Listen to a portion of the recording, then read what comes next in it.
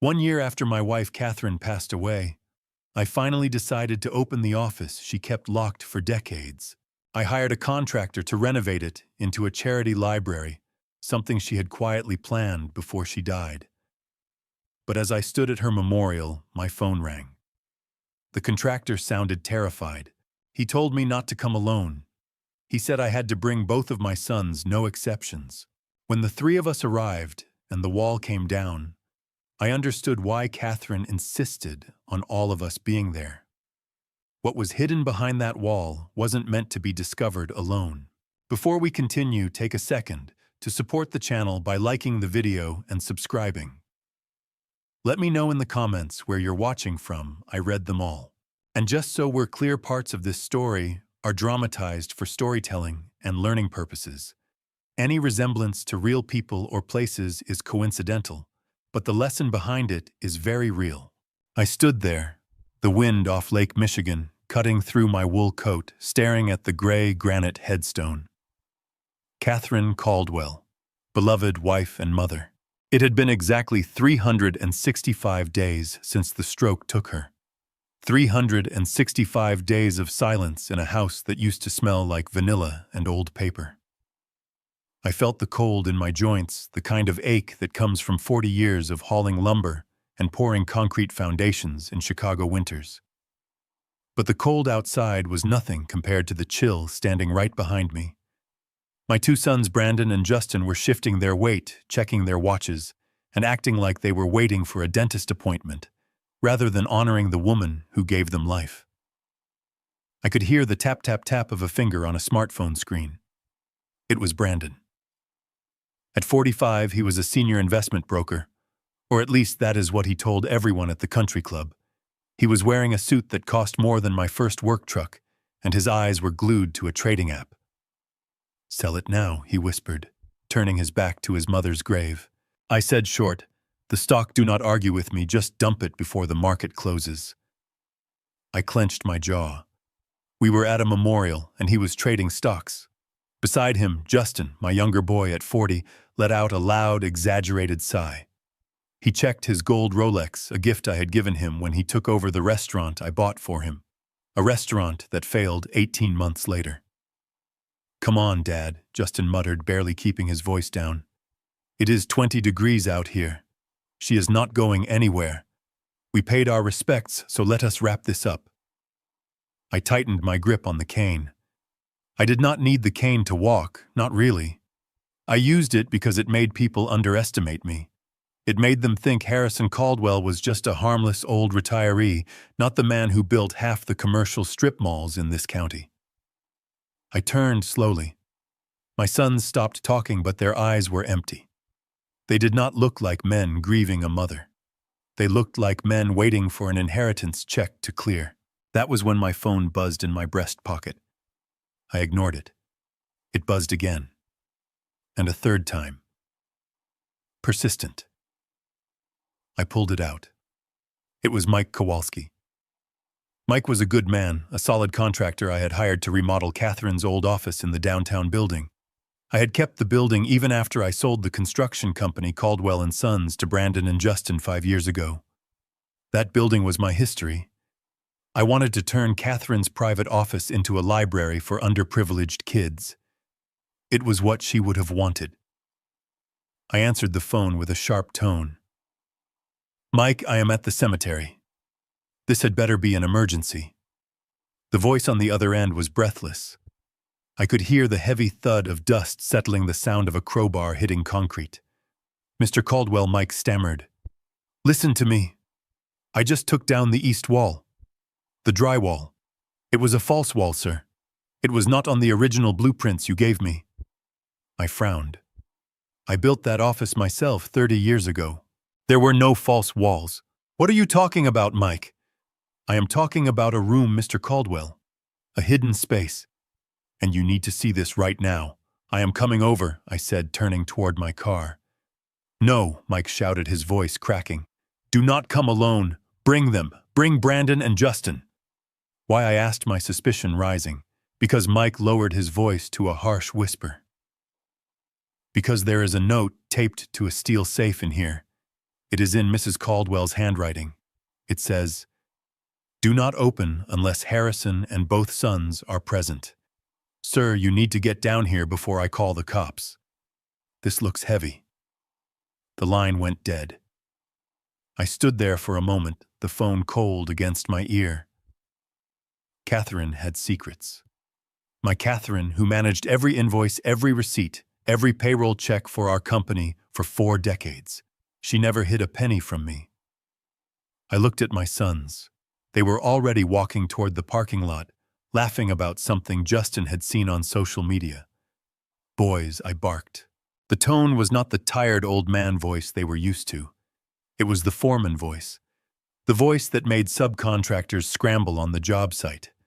They stopped and turned, looking annoyed. "Get in the car. We are going to the old office." Brandon rolled his eyes. "Dad, we cannot. We have a tea time at Medina in an hour, and I have a client dinner tonight. We can visit the dusty old shrine another time." "It is not a request, Brandon. Mike found something. Your mother left something behind, and she specifically asked for you to." Justin laughed, a nervous, high-pitched sound. "Mom has been gone a year, Dad. What could she possibly have left? A casserole recipe." "Get in the car," I said, stepping toward them. "Or I call Sarah Jenkins right now and we discuss the terms of the building's lease again." That shut them up. They technically owned the construction company, but I still owned the building their headquarters was in. I gave them a sweetheart deal on rent, practically free. If I pulled that lease, their overhead would skyrocket. They knew it. "Fine," Brandon snapped, adjusting his silk tie. "But let us take Justin's car. It is faster.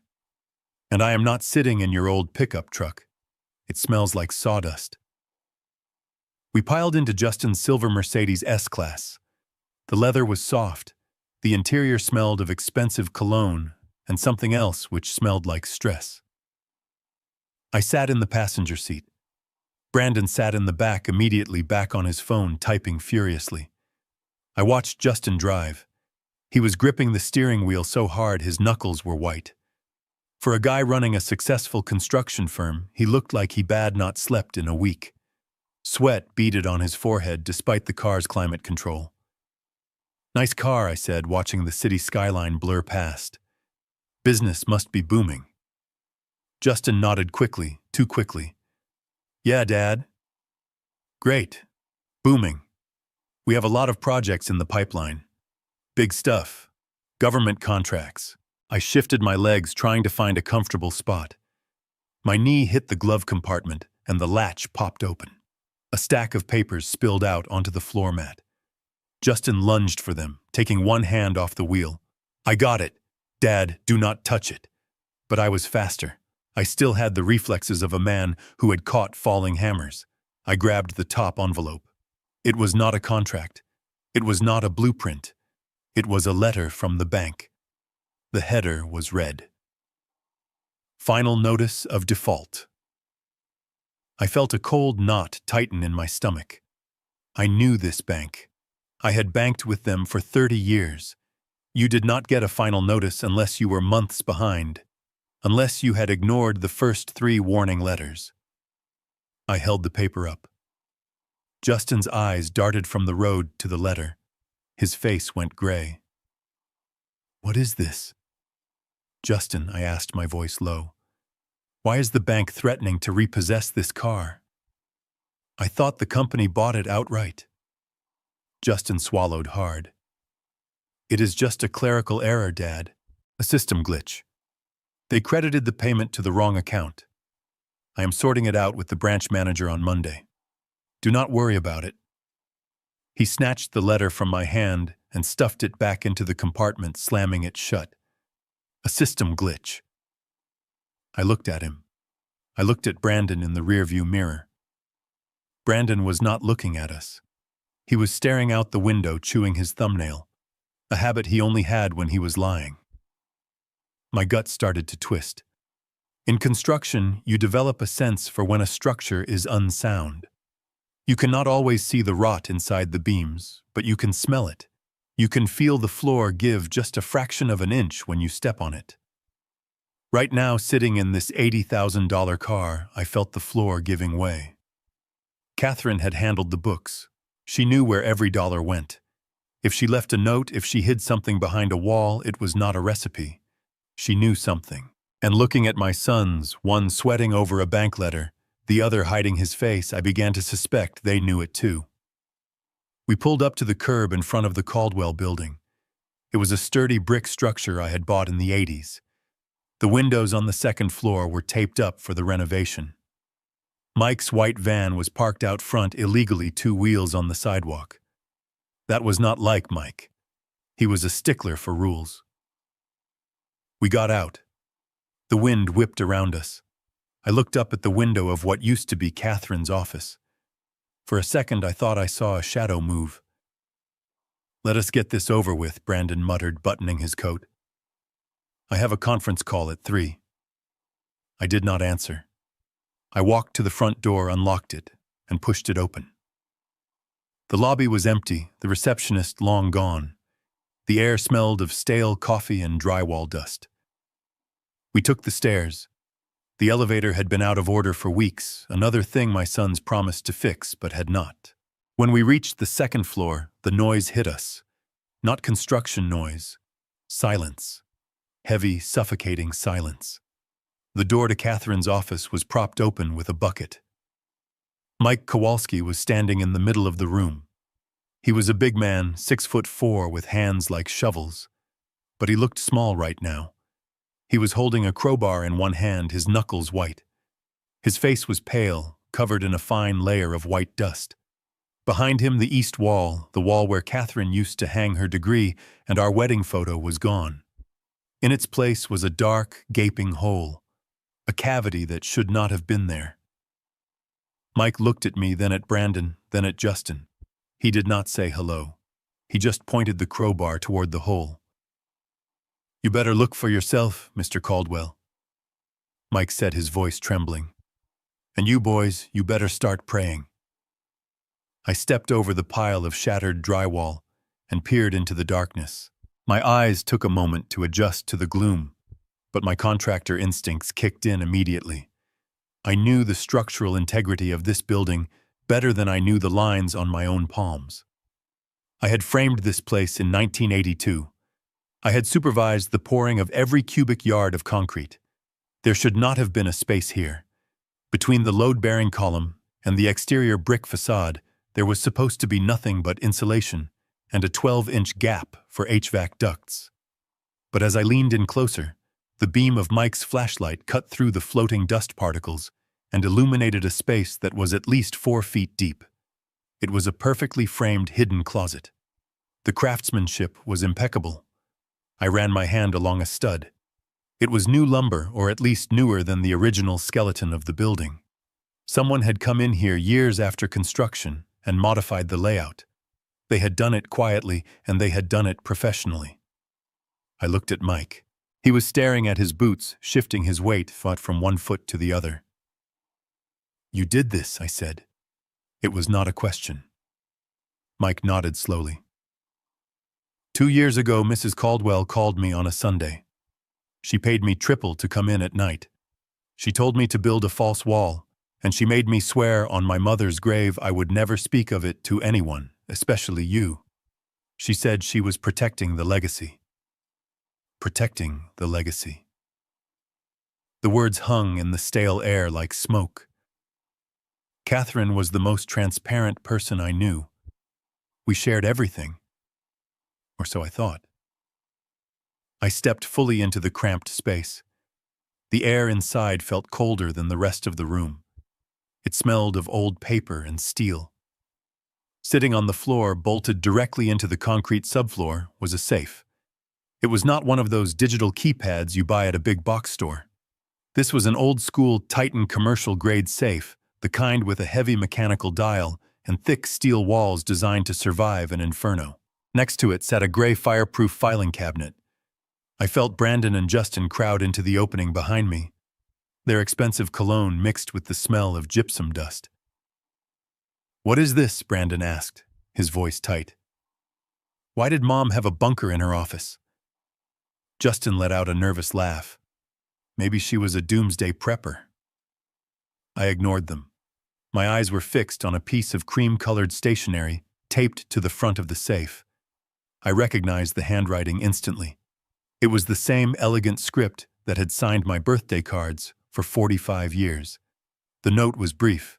It read, "Open this only when Harrison, Brandon, and Justin are standing together." Brandon pushed past me, his shoulder bumping mine hard. He stared at the safe and his eyes widened. I saw a flicker of something dangerous in his face. It was greed, pure and raw, mixed with a desperate kind of hope. I knew that look. It was the look of a man drowning who just saw a life raft. "Mom was hiding cash," he whispered. "I knew it. She always said she kept a rainy day fund." He reached out and grabbed the handle of the safe, rattling it violently. "It is locked, obviously." "Dad, what is the combination? Do you know it?" I swatted his hand away. "Stop acting like a vulture," I snapped. "This is not a piggy bank." Justin leaned in over my shoulder. "Dad, if there is cash in there, we need to deposit it into the corporate account immediately. For tax purposes. You know how the IRS is about unreported assets." He was lying. I could hear the tremor in his voice. He did not care about taxes.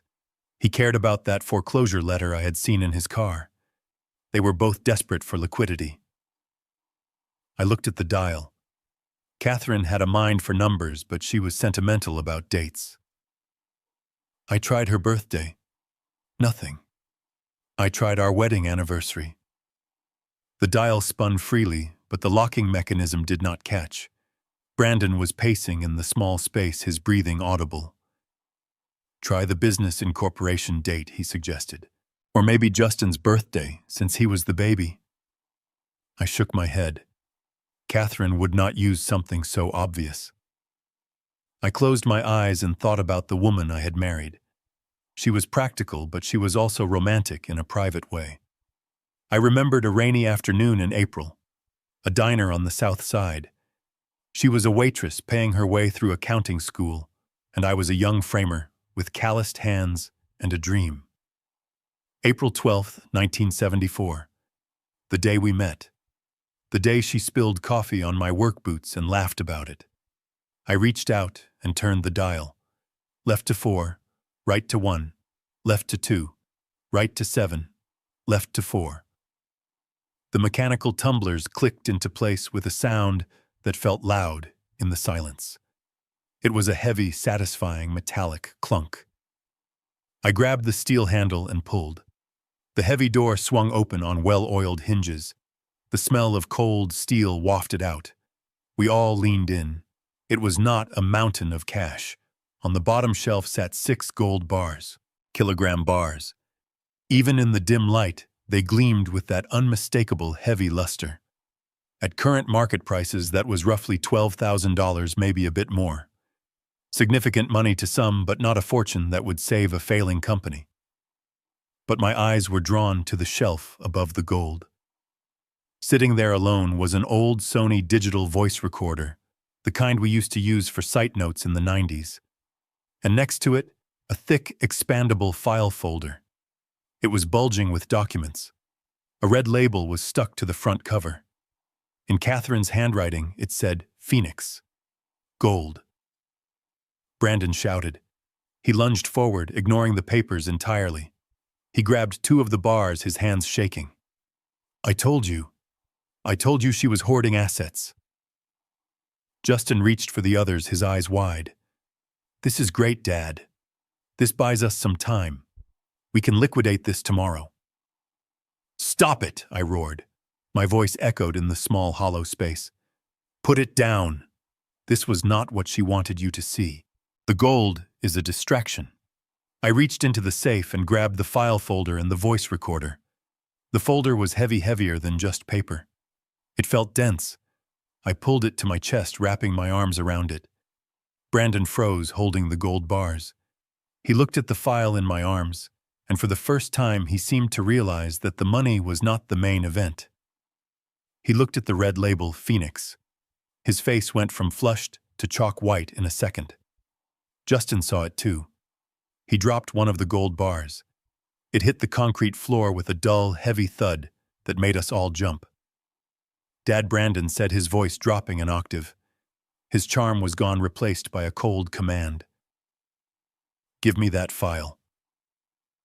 Why, I asked, stepping back out of the hidden space into the main office. "Because it is company property," Brandon said, following me. His eyes were locked on the folder. "If Mom kept files on the business, they belong to the current owners. That is me and Justin. You sold the company, Dad. You have no legal right to those documents." I clutched the folder tighter. "This is not the company archives, Brandon. This was hidden in a secret wall in a safe only I could open. This is personal." "Personal my ass," Brandon snarled. He stepped closer, encroaching on my personal space. He was taller than me now, and younger, but he had never done a day of physical labor in his life. He was soft. I could see the panic in his eyes. He was terrified of what was in this folder. Mom was the CFO. Brandon continued, his voice rising. "If those are financial records, and we are audited, I need them. Hand it over, now." Justin moved to flank me. "Dad, come on. Do not be difficult. Brandon is right. We just want to make sure everything is compliant. We are protecting you. If Mom made mistakes in the books, we need to fix them before anyone finds out." Mistakes. Catherine did not make mistakes. She was a human calculator.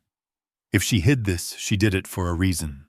And seeing the sweat breaking out on Brandon's upper lip, I knew that reason was not a clerical error. "I am taking this home," I said firmly. "I am going to read it. I am going to listen to this tape. And if it pertains to the business, I will let you know." I turned to walk away. Brandon grabbed my arm. His grip was hard, painful. He dug his fingers into my bicep. I said, "Give it to me, old man." The disrespect was like a slap in the face. He had never touched me in anger before. Greed had stripped away the veneer of civilization. I looked down at his hand on my arm, then up at his face. "Let go," I said quietly. Or what, Brandon sneered. "You are going to hit me with your cane. You are 73 years old. You are confused, and you are stealing company property." Justin grabbed the folder. Justin hesitated, looking between us. Brandon shouted at him, "Do it, Justin. If that file gets out, we are ruined. Do you understand?" Ruined. Justin lunged. But before he could reach me, a massive shape moved between us. It was Mike Kowalski. He stepped in front of me like a concrete barrier. He was holding the crowbar lazily in one hand, tapping it against his other palm. He did not raise it. He did not threaten with it. He just held it. He stood 6'4" and weighed 250 pounds of muscle built from lifting drywall and steel beams. "I would not do that, boys," Mike said. His voice was low and calm, the voice of a man who breaks up bar fights for fun. "Your daddy hired me to do a job, and the lady of the house left him a note. I think you should let him read his mail." Brandon released my arm and stepped back, breathing hard. He looked at Mike, then at the crowbar, then at me. He adjusted his suit jacket, trying to regain his dignity, but his hands were trembling. "You are making a mistake, Dad," Brandon spat. "A huge mistake. You do not know what you are dealing with. That file, it is complicated. You would not understand the modern financial instruments we use. You are going to misinterpret things and cause a panic." "I understand enough," I said, feeling the weight of the Phoenix file in my arms. "I understand that honest men do not sweat when they see a file folder. And I understand that you just tried to strong-arm your own father for a stack of papers." I looked at the gold bars still clutched in Brandon's hand. "Keep the gold," I said, my voice flat. "Take it. Split it between you. Consider it an early inheritance. I do not want it. I just want the truth." Brandon looked at the gold, then at me. He seemed torn between the immediate cash and the danger of the file. Greed won. It always does with him. He shoved the gold bars into his coat pockets, straining the fabric. "Fine," he said. "Take the papers. Read your little fairy tales. But if you show that to anyone outside the family without consulting us first, I will sue you for corporate espionage." "I am serious, Dad. I will drag you into court so fast your head will spin." He turned and stormed out of the office. Justin lingered for a second, looking at the file with a gaze of pure terror.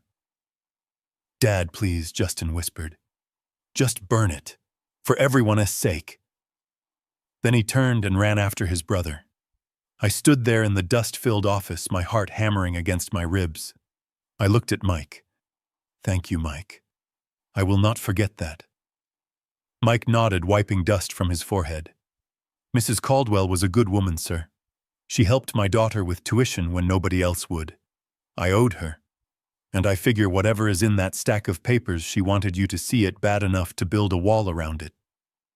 I walked to the window and watched my sons get into the Mercedes. They were arguing. Brandon was shouting and hitting the steering wheel. I looked down at the file in my arms. Phoenix, a mythical bird that rises from the ashes. But to rise from the ashes, something first has to burn.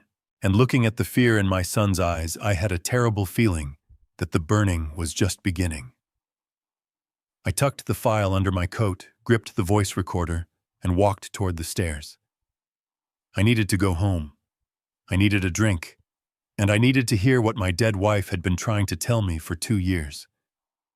I walked toward the stairwell, my boots heavy on the dusty floorboards, but before I could reach the landing, Brandon and Justin blocked my path. They had not left. They had regrouped. The rage that had contorted Brandon's face just moments ago in the office was gone, replaced by a mask of concern that I had seen him wear 1,000 times when he was trying to sell a bad stock to a widow. He held up his hands, palms open, in a gesture of surrender. "Dad, wait," Brandon said, his voice dropping to a soothing, almost patronizing register. "Please just stop for a second. I am sorry. I should not have yelled. Emotions are running high for all of us. It has been a hard year." He took a step closer, crowding me against the banister. Justin stood behind him, looking at his shoes, shifting nervously, like a kid called to the principal's office. Brandon continued, his tone dripping with fake empathy. "Look, Dad, the reason I reacted that way is because I am worried about you, and I am worried about Mom's legacy. You did not know this because we did not want to burden you while you were grieving. But Mom was not herself those last few years." I tightened my grip on the file folder.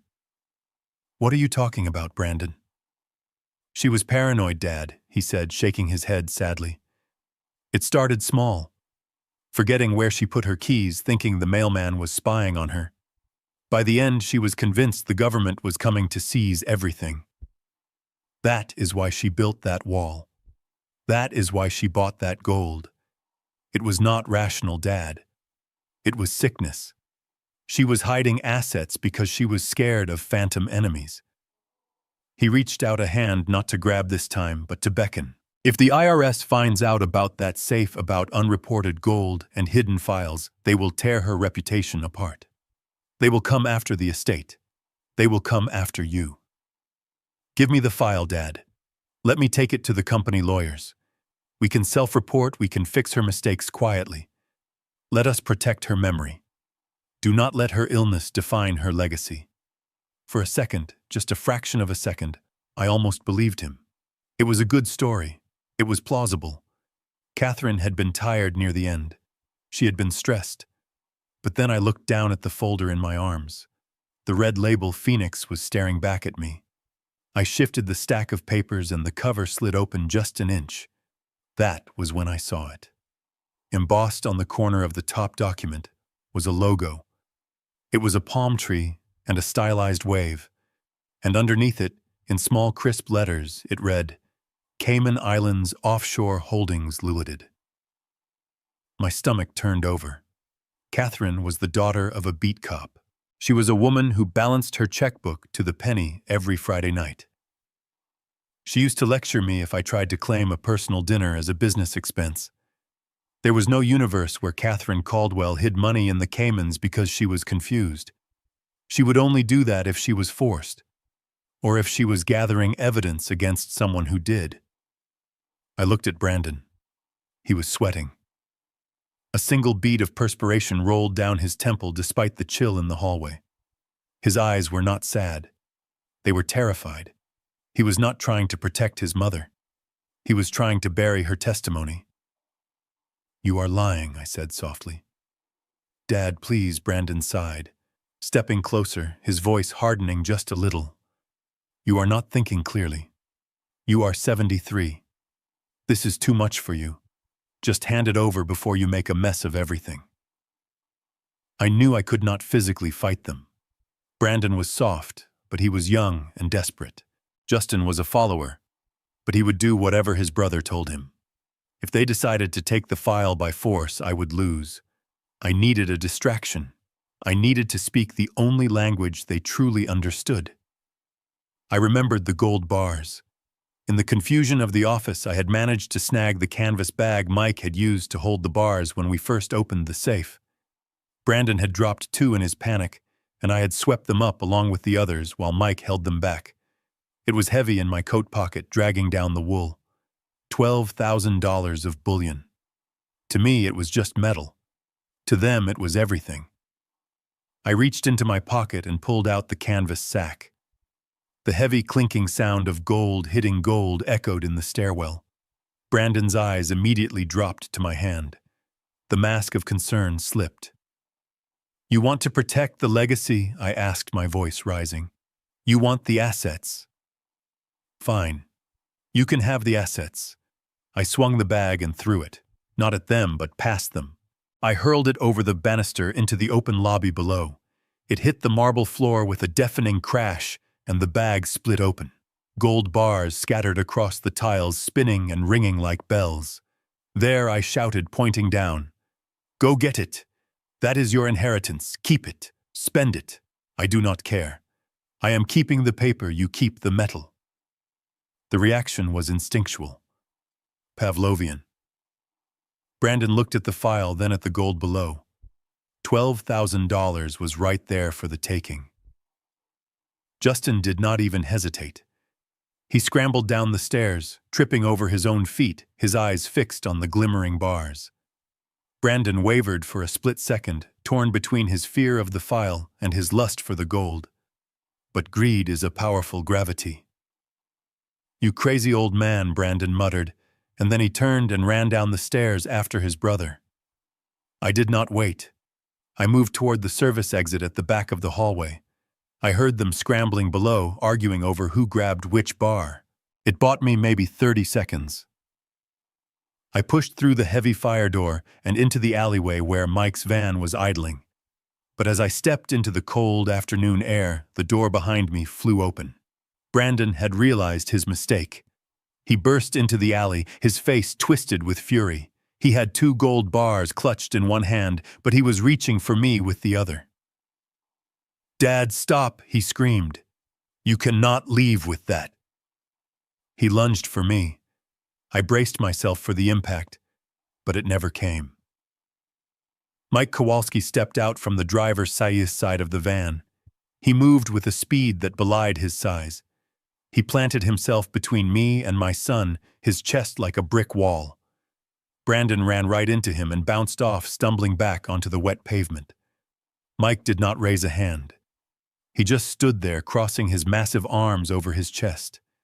His shadow fell over Brandon, swallowing him. "Mr. Caldwell hired me to clean out the office," Mike rumbled, his voice low and dangerous like gravel in a mixer. "He is the client. You are just the trespassing son. I suggest you stay down." Brandon scrambled up, his suit jacket torn at the elbow. He looked at Mike, then at me. He was panting, his face red. "This is not over, Dad," he spat. "You are stealing corporate documents. I will have the police at your house in an hour." "Call them," I said, climbing into the passenger seat of the van. Tell them exactly what is in this file. I dare you." Brandon froze. He knew he could not call the police, not without exposing whatever was in the papers I held against my chest. He stood there, impotent and furious, clutching his gold bars as Mike slammed the van door shut. We peeled out of the alley, leaving my sons behind in the garbage-strewn backstreet. I watched them in the side mirror shrinking into the distance. My heart was pounding a frantic rhythm against my ribs. I felt sick. Not the sickness of illness, but the sickness of grief. I had just seen the true faces of the men I raised, and it was uglier than anything I could have imagined. Mike drove in silence for a few blocks, checking the rearview mirror constantly to make sure we were not being followed. When we hit the highway, he finally relaxed his grip on the wheel. "You okay, Mr. Caldwell?" Mike asked, glancing over at me. "No, Mike," I said, staring at the file folder. "I do not think I am." Mike reached into his shirt pocket. He pulled out a small envelope and handed it to me. "I almost forgot, sir. When I found the safe, there was something else taped to the bottom of it. Not on the front where the boys could see. Underneath. I pulled it off before they came in. Mrs. Caldwell's note said to give this to you only if things went bad." I took the envelope. It was small, the size of a thank you card. My hands were shaking as I tore it open. Inside was a single small silver key. It looked like a key to a diary or a jewelry box. "What is this?" I asked. "It is for the false bottom," Mike said. "The safe has a secondary compartment, under the floor of the main chamber. The boys did not see it. I did not open it. She said you are the only one who should look." I gripped the key tight, the metal biting into my palm. A secret within a secret. Catherine had planned this. She had choreographed this entire afternoon from beyond the grave because she knew exactly who our sons were. She knew they would go for the gold. She knew they would try to bully me, and she knew I would need an insurance policy. "Take me home, Mike," I said. "I have some reading to do." Mike nodded and merged onto the expressway. I looked out at the gray Chicago sky. The city looked different now, harder, colder. I sat there clutching the Phoenix file and the silver key, feeling the weight of 30 years of lies resting on my lap. I was about to find out just how much I did not know about my own life. And God help me, I was terrified. I unlocked the front door of my house and the silence rushed out to meet me like a physical wave. For 40 years, this house had been filled with noise, the sound of boys running down the hall, the sound of the television, the sound of Catherine cooking dinner while humming along to the radio. Now it was just a mausoleum of memories. I locked the deadbolt behind me and threw the sliding latch, a habit I had not felt the need for in this neighborhood for decades. But tonight, I felt exposed. I felt like the wolves were not just at the door, but circling the perimeter. I went straight to my study on the ground floor. It was a room lined with dark oak paneling, smelling of cedar and pipe tobacco, though I had quit smoking 10 years ago. I sat down at my heavy mahogany desk, the same desk where I had bid on the O'Hare expansion project, the same desk where I had signed the papers to sell the company to my sons. I placed the Sony voice recorder in the center of the green leather blotter. It looked small, harmless, a piece of plastic technology from a bygone era. Next to it, I placed the thick Phoenix file. My hands were shaking. I poured myself a glass of scotch from the decanter on the shelf, but I did not drink it. I needed a clear head. I sat there for a long time just staring at the recorder, terrified of what pressing that button would mean. It meant admitting that the life I thought I was living was a lie. It meant inviting the ghost of my wife into the room to tell me things I did not want to hear. Finally, I reached out and pressed play. The tape hissed for a moment, the sound of magnetic static filling the quiet room. Then came a sound that stopped my heart. A cough, a dry, weak cough, and then her voice. "Harrison, if you are hearing this, I am gone, and I am so sorry. I am sorry I left you alone with this mess. I am sorry I did not have the courage to tell you while I was still holding your hand. I closed my eyes. Hearing her voice was like a physical blow to the chest. She sounded tired, so incredibly tired. It was recorded 2 weeks before she died. I remembered those weeks. She had been withdrawn, claiming she had migraines, spending hours in her office with the door locked. I thought she was just slowing down. I did not know she was building a case. The recording continued, her voice gaining a little strength, a little of that steel I had loved so much. You think the boys are doing well, Harrison? You think the company is struggling because of the market, because of interest rates? That is what they tell you at Sunday dinner. That is what Brandon puts in those glossy quarterly reports he prints out just for you. But it is a lie, Harrison. All of it. I leaned forward, staring at the spinning wheels of the cassette. Before I press play on that recording, drop a stay in the comments, so I know you're still watching. And a quick heads up, the next section contains dramatized details for narrative clarity. If you'd prefer not to continue, feel free to exit the video here. They are not doing business. They are gambling. Literally gambling. Brandon started trading cryptocurrency 3 years ago using the company lines of credit. He lost $4 million in 6 months. And Justin is worse. He is betting on sports, but he is doing it through underground bookies. They have drained the operating capital. But that is not the worst part. There was a pause on the tape. I heard the sound of paper rustling. They raided the pension fund, Harrison. The employee pension fund. The money for Mike Kowalski and Mrs. Higgins and the foreman who built this company with you, it is gone. They embezzled it to cover their margin calls. And when that wasn't enough, God, Harrison, I can barely say it. When that wasn't enough, they went to loan sharks. They borrowed money from people who break legs for a living. And they used the office building as collateral. My eyes snapped open. The office building. My building. The one I still owned personally. They forged your signature, Harrison. I found the practice sheets in Brandon's desk. Pages and pages of them trying to get your loop just right.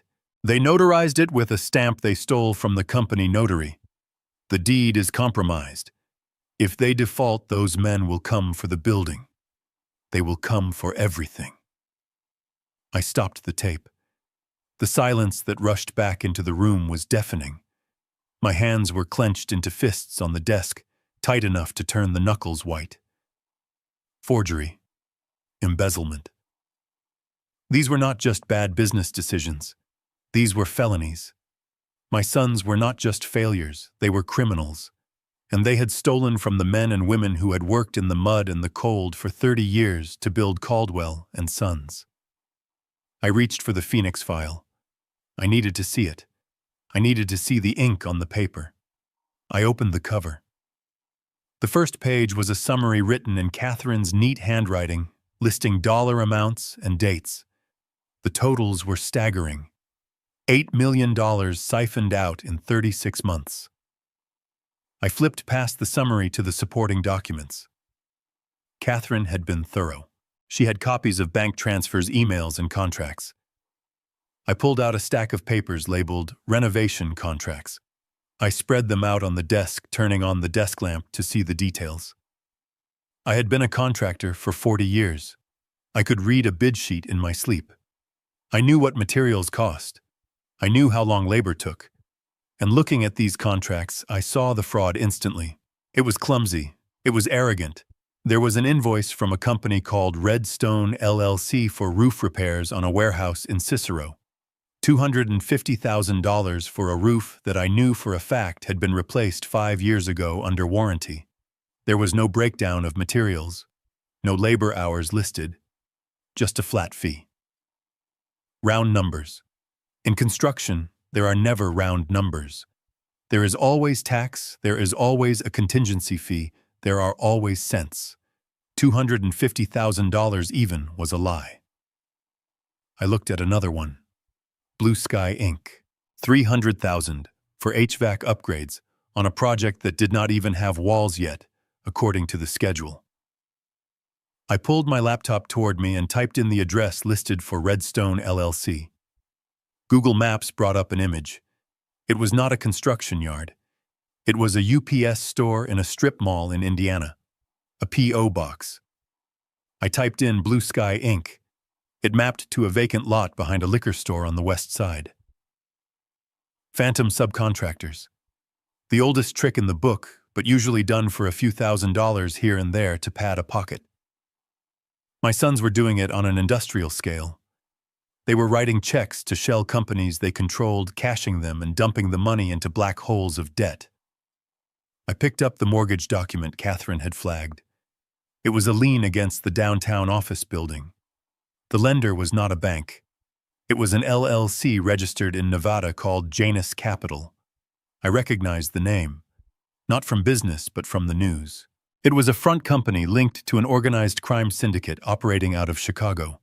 And there at the bottom of the page was my signature. Harrison J. Caldwell. It looked perfect. The slant of the H, the loop of the C. If I did not know better, I would have sworn I signed it. But the date was from 14 months ago. I checked my calendar on the wall. 14 months ago, I was in Florida for 2 weeks visiting my sister. I was not even in the state when this document was supposedly signed and notarized in Chicago. They had sold me out. They had sold my legacy, my reputation, and my financial future to criminals to cover their own gambling addictions. And the gold bars. The gold was just a distraction. Catherine knew they would see the gold and stop looking. She knew they were shallow. She knew they were greedy. She had bought the gold as bait to keep them away from the real poison, which was this file. I felt a wave of nausea. I pushed the papers away. I thought about the church this morning. Brandon checking stocks. Justin worrying about his car. They knew this house of cards was falling. That was why they were so desperate. They were not grieving their mother. They were terrified because she was the only one who had known where the bodies were buried, and now that she was gone, they were flying blind. I looked at the clock on the mantel. It was just past 11 at night. The house was dark except for the pool of light on my desk. I felt old, older than my 73 years. I felt the weight of every mistake I had made in raising them, every time I had bailed them out, every time I had signed a check to make a problem go away. I had created this. I had watered the weeds, and now they had choked out the garden. Suddenly the silence was shattered. The doorbell rang. It was a jarring, harsh sound in the quiet house. Ding-dong, ding-dong, rapid, urgent. Someone was leaning on the button. I froze. Who would be coming here at 11 o'clock at night? Had Brandon sent the police? Had the loan sharks come to collect on the building? I opened the drawer of my desk and put my hand on the cold metal of my revolver. It was an old service pistol I had kept for 40 years. I hoped I would never have to touch it again. I stood up, leaving the file and the tape on the desk. I walked down the hallway, the floorboards creaking under my boots. I did not turn on the hall lights. I moved through the shadows toward the front door. The doorbell rang again, insistent, desperate. I looked through the peephole. The porch light cast a yellow glow over the stoop. Standing there, shivering in a thin coat, was Megan, Brandon's wife, my daughter-in-law. Her mascara was running down her cheeks in black streaks. Her hair, usually perfectly coiffed, was a mess. She was hugging herself, rocking back and forth on her heels. She looked terrified.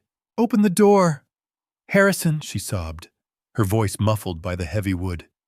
"Please, you have to let me in. They are going to ruin us. Please, Dad." I stared at her through the glass. Megan was an actress. She had been a beauty queen in her 20s, and she knew how to use tears like a weapon. Was she here because she was genuinely afraid? Or was she here because Brandon had sent her? Was she the next phase of the con? I unlocked the deadbolt and opened the door, just a crack, keeping the chain on. The cold night air rushed in, biting at my face. "What do you want, Megan?" I asked, my voice hard. She looked up at me, her eyes wide and bloodshot. "Brandon is going crazy," she whispered. "He is tearing the house apart, looking for papers. He says you stole something. He says you are going to destroy the family. You have to give it back, Harrison. Whatever it is, just give it back before he does something stupid." I looked at her, really looked at her. I saw the fear, but I also saw the way her eyes darted past me, trying to see into the house. Trying to see if I was alone. Trying to see where I had put the file. She was not here to save me. She was here to find the leverage. "Go home, Megan," I said, starting to close the door. "No, wait," she screamed, jamming her foot in the gap. Her expensive heel scraped against the wood. "You do not understand. He is talking about Doctors Harrison. He is calling Dr. Evans. He is talking about having you committed. He says you are losing your mind." I stopped. Committed. So that was the play. If they could not get the file, they would discredit the man holding it. They would paint me as a senile old man hallucinating conspiracies. I looked Megan in the eye. "Tell Brandon I am not losing my mind," I said coldly. "Tell him I found it, and tell him he better have a good lawyer. Because tomorrow I am not going to the doctor. I am going to the district attorney." I kicked her foot out of the doorframe and slammed it shut, throwing the deadbolt home. I heard her screaming on the other side, pounding on the wood, but I turned my back. I walked back to the study. I had a lot of reading to do, and I needed to be ready for war. I stood there with my hand on the deadbolt, listening to the muffled sobs coming from the other side of the heavy oak door. Megan was persistent, I would give her that. Most people would have given up after the door was slammed in their face, but my daughter-in-law had a unique talent for dramatic escalation. She pounded on the wood again, harder this time, and I knew that if I did not open it, she would likely scream loud enough to wake the neighbors. In this quiet subdivision where the loudest thing at night was usually a sprinkler system, a screaming woman on a front porch would bring the police in 5 minutes. And as much as I wanted Brandon arrested, I wanted it to happen on my terms, not because of a domestic disturbance call. I threw the latch and pulled the door open. Megan did not just walk in, she collapsed. She fell to her knees on the entryway rug, her expensive coat pooling around her like a dramatic pool of blood. She clutched at the hem of my trousers, her knuckles white and her face buried in the fabric. "Oh, Dad. Thank God," she wailed, her voice thick with performative grief. "You have to help him. You have to save us. Brandon is not himself. He is talking crazy. He says he is going to leave the country. He says his life is over." I looked down at her. The performance was impressive. If I did not know better, I might have felt a pang of sympathy. But I had seen Megan cry like this when the country club rejected her application, and when the barista got her order wrong. She was a woman who used emotion as a battering ram. "Get up, Megan," I said, my voice flat. "You are ruining your coat." She sniffled loudly and looked up, her mascara smeared artfully beneath her eyes. She slowly rose to her feet, brushing off her knees. She reached into her large tote bag and pulled out a plastic container. It was still warm. I could see the condensation on the lid. "I brought you this," she said, her voice trembling. "Chicken soup. I made it myself. I know how much you love homemade soup, and with everything happening, I thought you might forget to eat. You need to keep your strength up, Dad. For us." I stared at the container. Megan did not cook. In the 10 years she had been married to Brandon, I had never seen her boil water. Their kitchen was a showpiece of stainless steel and marble that was used exclusively for reheating takeout from high-end restaurants. The idea of Megan chopping carrots and simmering broth was about as likely as me taking up ballet. "Come in," I said, stepping aside. "But we are going to the kitchen, not the study." I wanted to keep her away from the Phoenix file, which was still sitting on my desk under the pool of lamplight. I led her down the hallway, but I noticed immediately that her eyes were not on me. They were darting around, scanning the shadows, looking for the one thing everyone seemed desperate to find tonight. We sat at the kitchen island. I put the soup container on the counter between us, but I did not open it.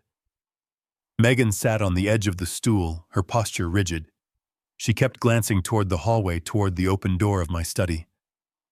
"So Brandon is stressed," I said, leaning back and crossing my arms. "Stressed is not the word, Dad," she said, leaning forward. "He is having a breakdown.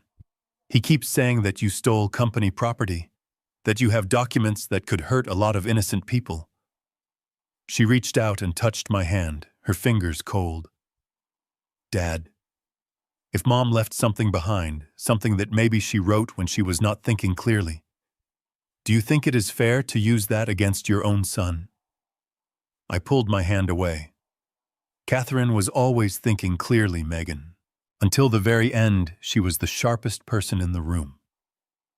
Megan sighed a long, shuddering breath. "I know you loved her, Dad. We all did. But the last few months, she was different. She told me things. What things, I asked. She told me she was worried about the government. She lied smoothly. She said she was moving money around to protect it from taxes. She said if anything happened to her, we should burn her files, to protect the family." I felt a cold anger rising in my gut. They were all singing from the same song sheet. Brandon must have coached her before sending her over. It was a coordinated attack on Catherine's memory, designed to make her look criminal so they could justify destroying the evidence. I looked at the soup. It sat there, innocent and warm. "Why did you really come here, Megan?" I asked. "Because Brandon sent you." "No," she protested, her eyes widening. "I came because I care about you. You are his father. You are grandpa too." "Well, you would be a grandpa if we had kids." She let that hang in the air, a subtle reminder of the grandchildren. I did not have the legacy I was supposedly destroying. She pushed the soup toward me. "Please eat, Dad. It is a family recipe. It will make you feel better." I looked at the soup again. A memory scratched at the back of my mind. It was from about 18 months ago. Catherine had started getting sick. Not the stroke that killed her, but before that. She had spells of dizziness, nausea, and terrible stomach cramps. Doctors could not figure it out. They called it a sensitive stomach or stress. But I remembered something else. Catherine only got sick after Sunday dinners at Brandon and Megan's house, or after Megan brought over her special wellness smoothies. Catherine had complained about a metallic taste in her mouth. I had dismissed it as a side effect of her blood pressure medication. But now, looking at this woman who lied as easily as she breathed, looking at a container of soup she claimed to have made herself despite never cooking a day in her life, a chill went down my spine that had nothing to do with the drafty house. I felt a sudden need to be very careful. "You know what," I said, forcing a tired smile. "That actually smells good. But I need to wash up first, all that dust from the office." Megan smiled, and it was like the sun breaking through clouds. Her relief was palpable. "Of course, Dad. Go wash up. I will find a bowl and a spoon." I stood up and walked out of the kitchen. I went down the hall to the powder room. I closed the door and locked it. I turned on the faucet loud, letting the water run. Then I waited. I counted to 30. I pictured Megan in my kitchen. Was she putting something in the soup? Or was the soup already tainted? Or was the soup just a prop, a reason to get inside the house? I turned off the water. I did not wash my hands. I opened the door quietly. I took off my boots, leaving them by the bathroom door so I could move silently in my socks. I crept down the hallway, avoiding the floorboard that always squeaked. I peeked into the kitchen. It was empty. The soup container was still on the counter, unopened. Megan was gone. I moved toward the study. The door was ajar, just as I had left it.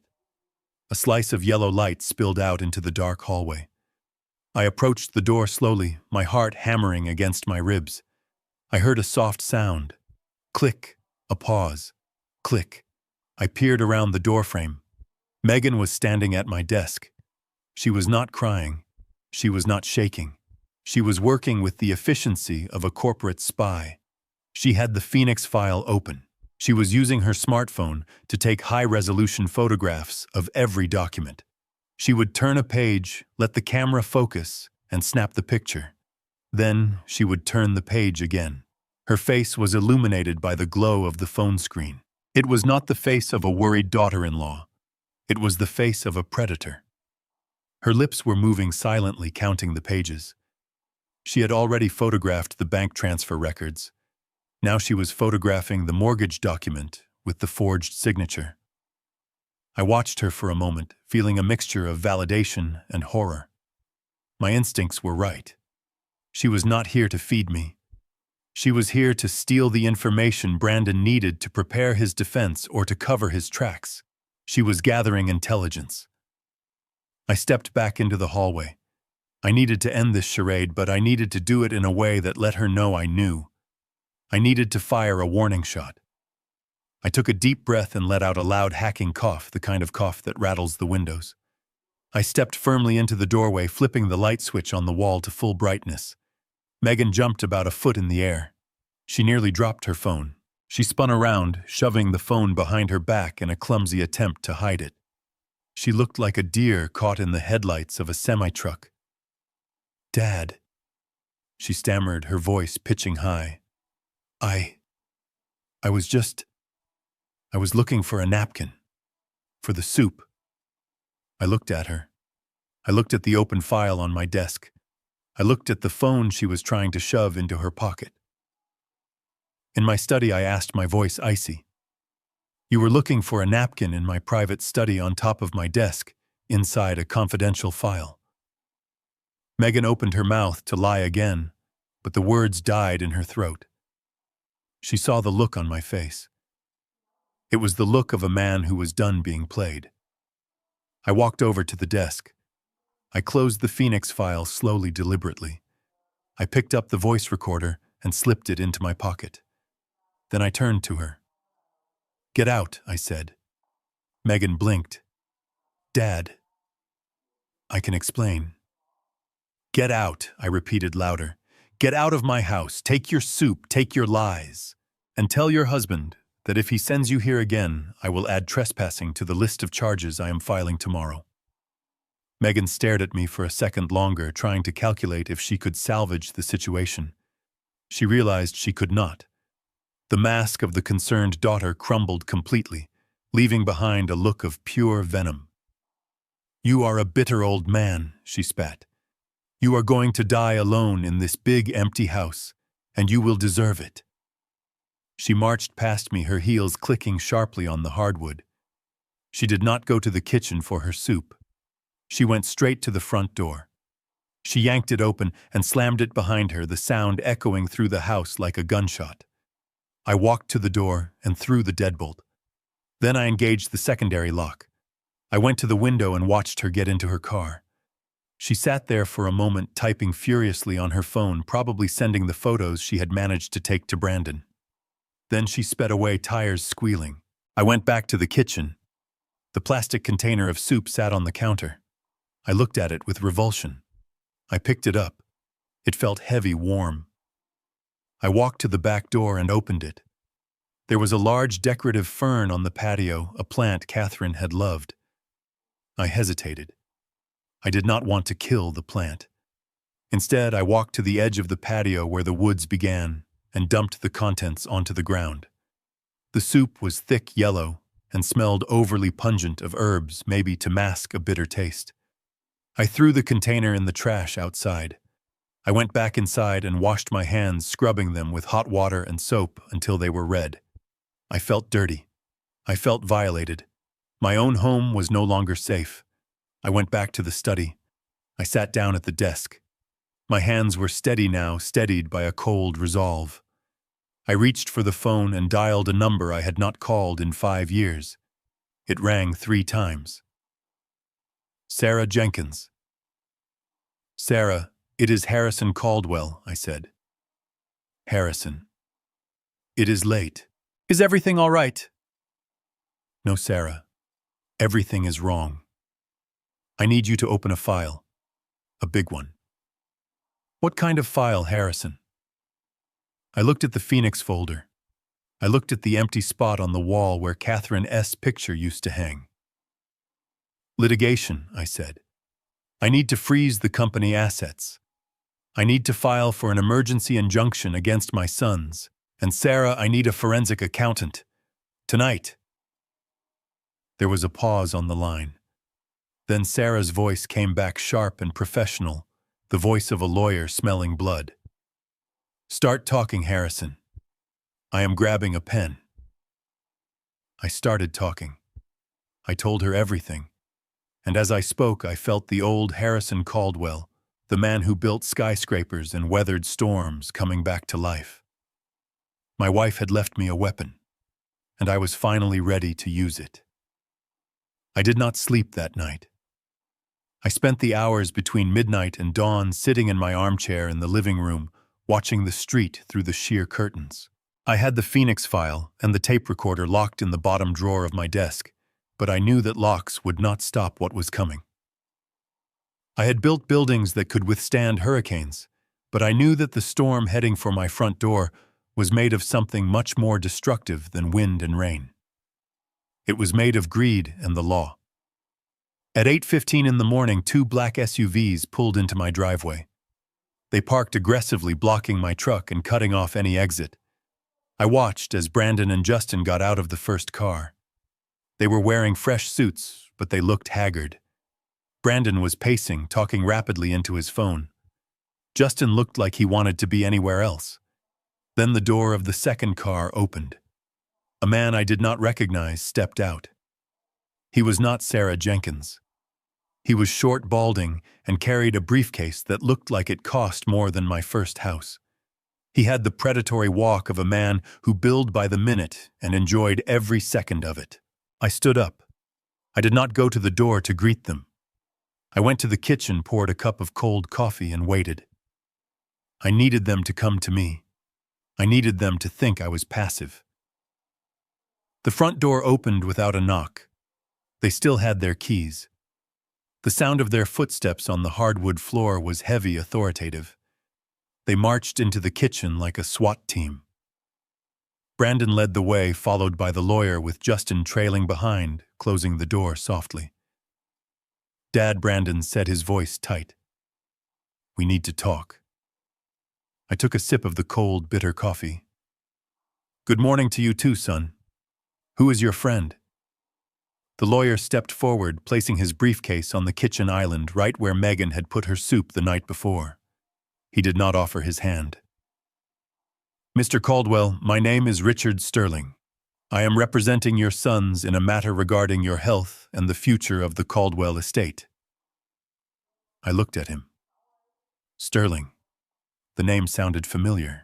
He was a corporate shark, known for hostile takeovers and nasty divorces. He was the kind of lawyer you hired when you wanted to burn the earth. I have a lawyer, I said calmly. Her name is Sarah Jenkins. If you want to talk, you can call her. Mr. Sterling smiled, a thin, humorless expression that did not reach his eyes. We are not at that stage yet, Mr. Caldwell.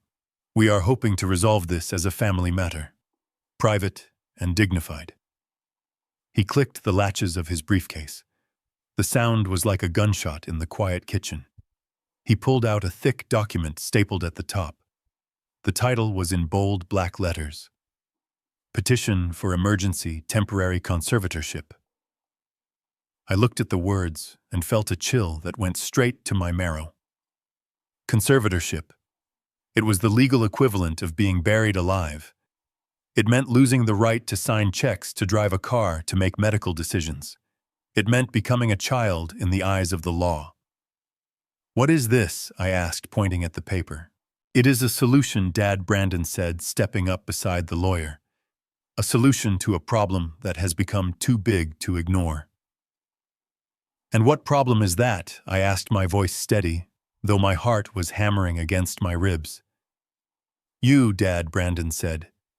You are the problem. Mr. Sterling cleared his throat. Mr. Caldwell, your family is deeply concerned about your mental decline. In the last 24 hours, you have exhibited erratic and dangerous behavior.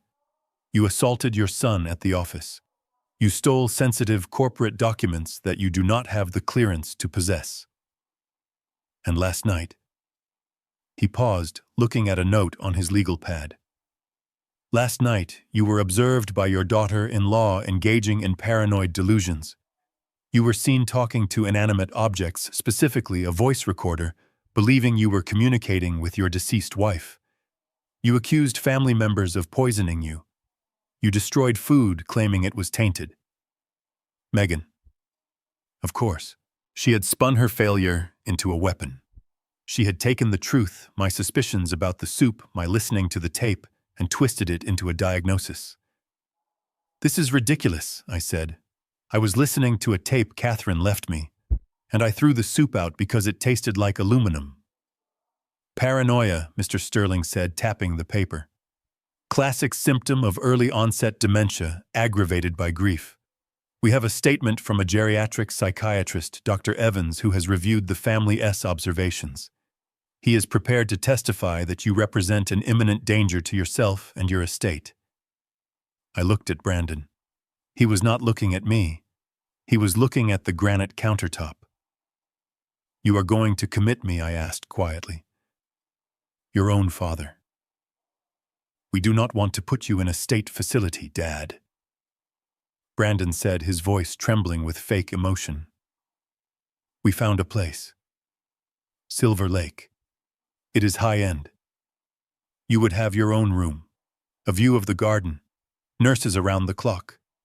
You can rest there. You can stop worrying about business, about money.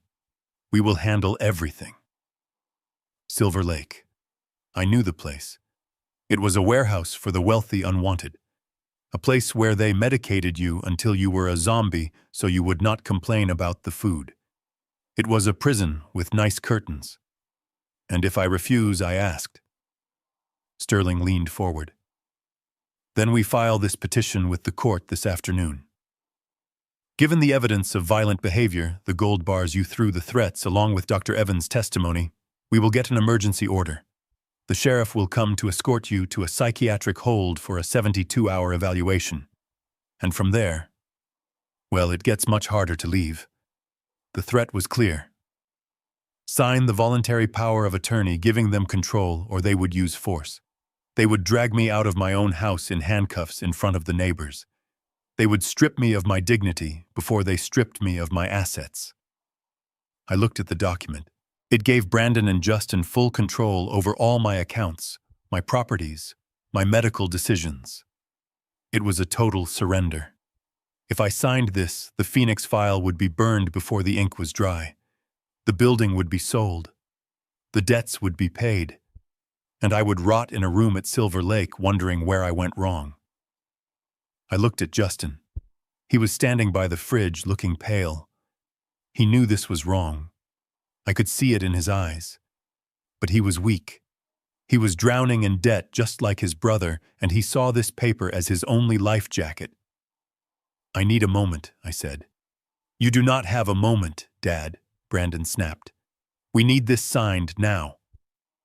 The bank, the investors are waiting. We need to stabilize the company. I stood up slowly, leaning heavily on the counter. I let my hand tremble. It was not hard. I was shaking with rage, but I channeled it into a performance of frailty. I let my shoulders slump. I let my mouth hang open slightly. I became the old man they wanted to see. I cannot think, I stammered, my voice wavering. It is too much. Catherine would know what to do. Just sign it, Harrison Sterling said, pushing a gold pen toward me. It is for the best. I reached for the pen. My hand shook violently. I held it over the signature line. Brandon held his breath. I could see the greed vibrating off him. He was so close. One signature and he was free. One signature and he won. I dropped the pen. It clattered onto the document, leaving a small ink stain. I cannot, I whispered, sinking back onto the stool. Not like this. not without making my peace. "What are you talking about?" Brandon demanded, picking up the pen and trying to shove it back into my hand. "I need to confess," I said, looking up at him, my eyes wide and watery. "I have sins, Brandon. Things I did in the war. Things I did in business. If I am going away, if I am losing my mind, I need to be clean before God. I need to talk to Father Mike at St. Mary's." Brandon groaned in frustration. "Dad, we do not have time for a confession. You can talk to a priest at Silver Lake." "No," I shouted, slamming my hand on the counter. The sudden burst of strength startled them. "Not a stranger. My priest. I need 24 hours. Give me 1 day to set my soul right. Then I will sign. I will go wherever you want. Just give me 1 day. I looked at Justin. "Justin, please. For Mom. Do not send me to hell with a heavy soul." Justin broke. He looked at Brandon. "Come on, B, let him have a day. It is Dad. If we force him now, he might have a heart attack or something. Then we are really screwed." Brandon looked at the lawyer. Sterling checked his watch. 24 hours does not change the legal standing," he said, shrugging. "And a voluntary signature is always stronger in court than a contested one. If he signs tomorrow, it is bulletproof. If we force him today, he could fight it later, claiming duress. Let him have his day." Brandon ground his teeth. He looked at me with pure hatred. "Fine. 24 hours. Tomorrow at 9 a.m. we come back. And you sign. And then we pack your bags." "Thank you," I whispered. "Thank you, son." But Brandon held up a finger. "But you are not staying here alone. I am not having you run off or destroy more documents. Justin stays." What Justin said, jumping. "Why me? I have things to do, because I have to go manage the mess you made with the accounts," Brandon snapped. "You stay here. You watch him. Make sure he does not leave the house. Make sure he does not make any calls. If he wants to pray, he can pray in the living room." I looked at Justin. He was a jailer I could work with. He was softer. He was guilty. "That is fine," I said. "I like Justin. He can stay." Brandon grabbed the unsigned document and the pen. He shoved them into his briefcase. "Justin, lock the doors. Take his phone. Disconnect the landline. Nobody comes in, nobody goes out. I will be back tomorrow morning with the moving van." He turned to me one last time. "Do not try anything, Dad. Dr. Evans is on speed dial. One wrong move and the men in white coats come early." I nodded, looking at the floor, defeated. "I promise. Just let me pray." Brandon and Sterling marched out.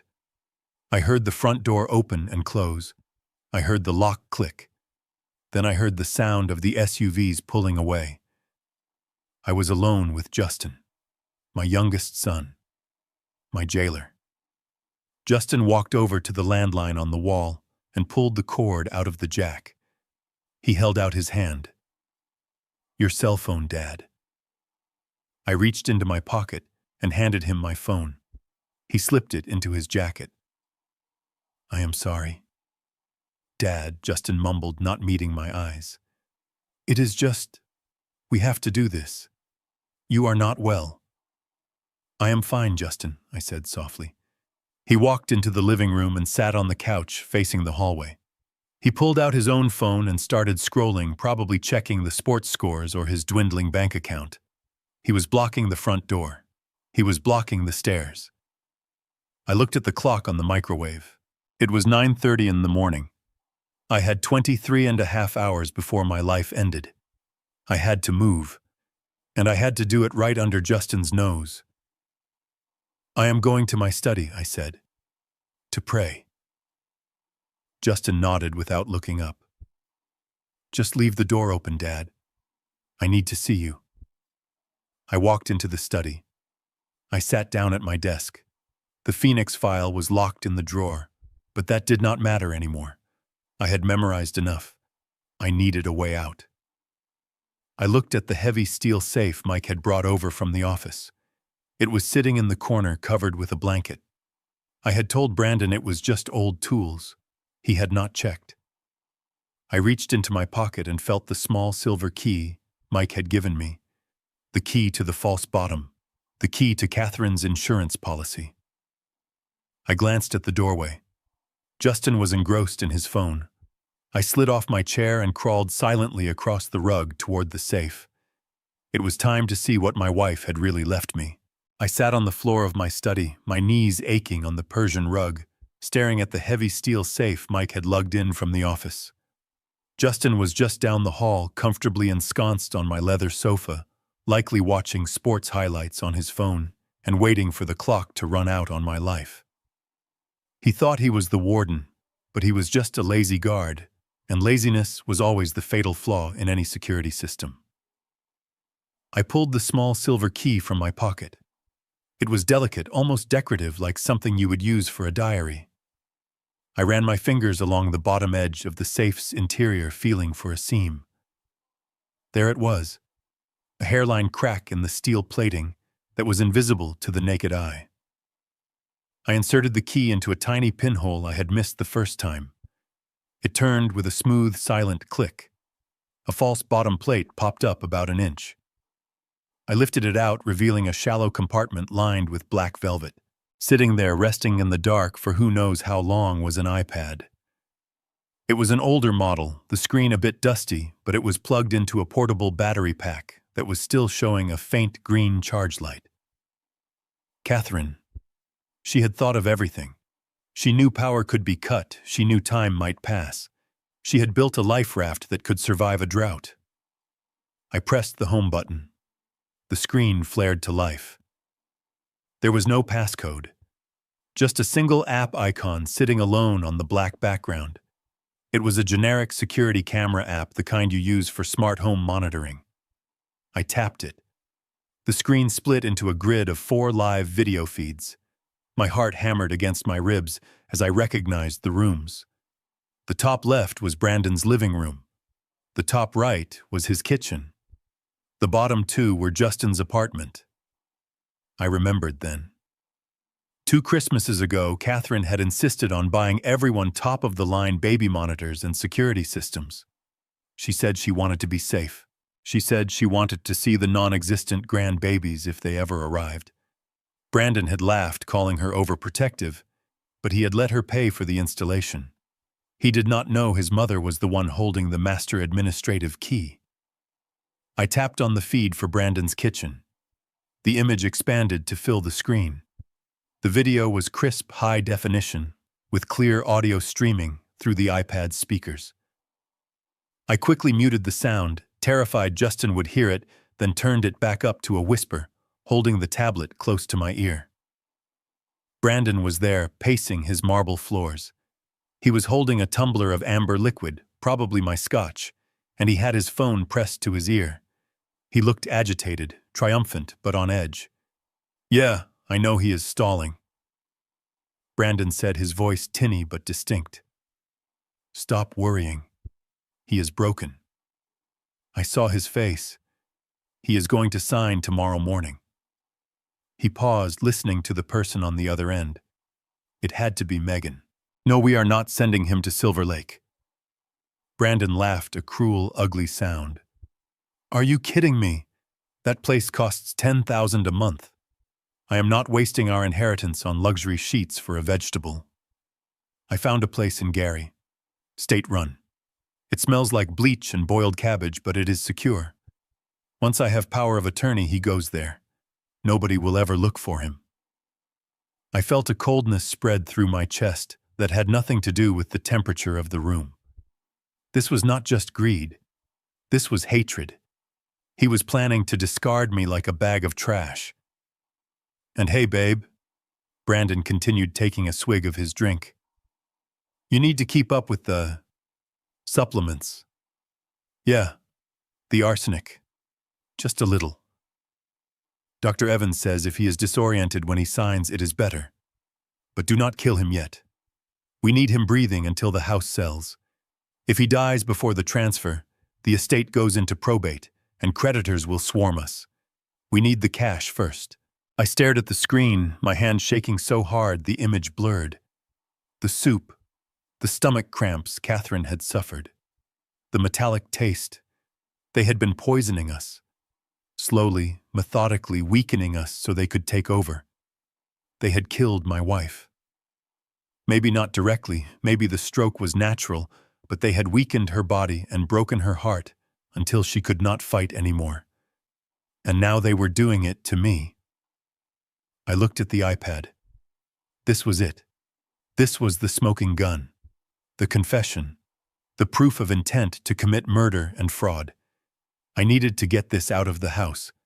I needed to get myself out of the house. I minimized the camera app and opened the email client. I typed a frantic message to the only person I could trust. Mike Kowalski. Subject code red. Message: I am trapped. Justin is guarding the doors. I have proof. They are poisoning me. I need out. Second floor master bath window, now. I hit send and watched the progress bar crawl across the screen. Sent. I slipped the iPad under my sweater, tucking it into the waistband of my trousers. I grabbed the Phoenix file from the drawer. It was bulky, but I buttoned my cardigan over it, hoping the loose fabric would hide the shape. I stood up and took a deep breath. I had to walk past the jailer. I stepped out of the study and into the hallway. Justin looked up from the couch. He had a bag of chips open on his lap, crumbs spilling onto the floor. "Where are you going?" he asked, his mouth full. "Upstairs," I said, keeping my voice raspy and weak. "I need to use the bathroom. And I want to lie down for a bit, before I pray.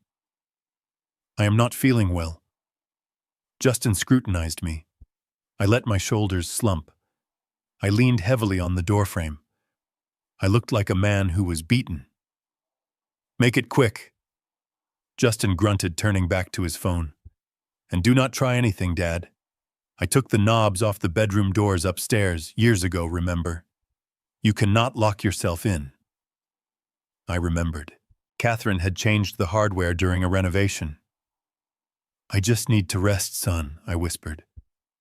I walked up the stairs, slowly gripping the banister, like it was the only thing holding me upright. I counted the steps. 1, 2, 3. As soon as I reached the landing and turned the corner out of Justin's sight, I dropped the act. I moved fast. I went into the master bedroom and grabbed a few things. My wallet, my keys, a spare jacket. I went into the bathroom. It was at the back of the house, overlooking the garden and the alleyway behind it. I locked the bathroom door. It was the only door Justin had forgotten about. I turned on the shower full blast, creating a wall of white noise to cover any sounds I was about to make. I went to the window. It was a double-hung sash window, old and sticky with paint. I pushed up on the latch. It resisted. I gritted my teeth and pushed harder, using my legs for leverage. With a groan of protesting wood, it slid upward. The cold night air hit my face. I looked down. It was a 20-foot drop to the concrete patio below, a suicide jump for a man of 73. But then I saw it. Rising out of the darkness like a skeleton of steel was a construction scaffold.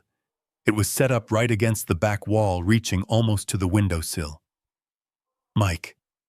I had forgotten. 2 weeks ago, I had mentioned to Mike that the gutters needed cleaning and the brickwork needed repointing. He had set the staging up, but we hadn't started the work because of the anniversary. He hadn't taken it down. It was still there, wrapped in safety netting, a metal ladder leading down to the ground. "God bless you, Mike Kowalski," I whispered. I climbed onto the toilet seat, then swung one leg over the sill.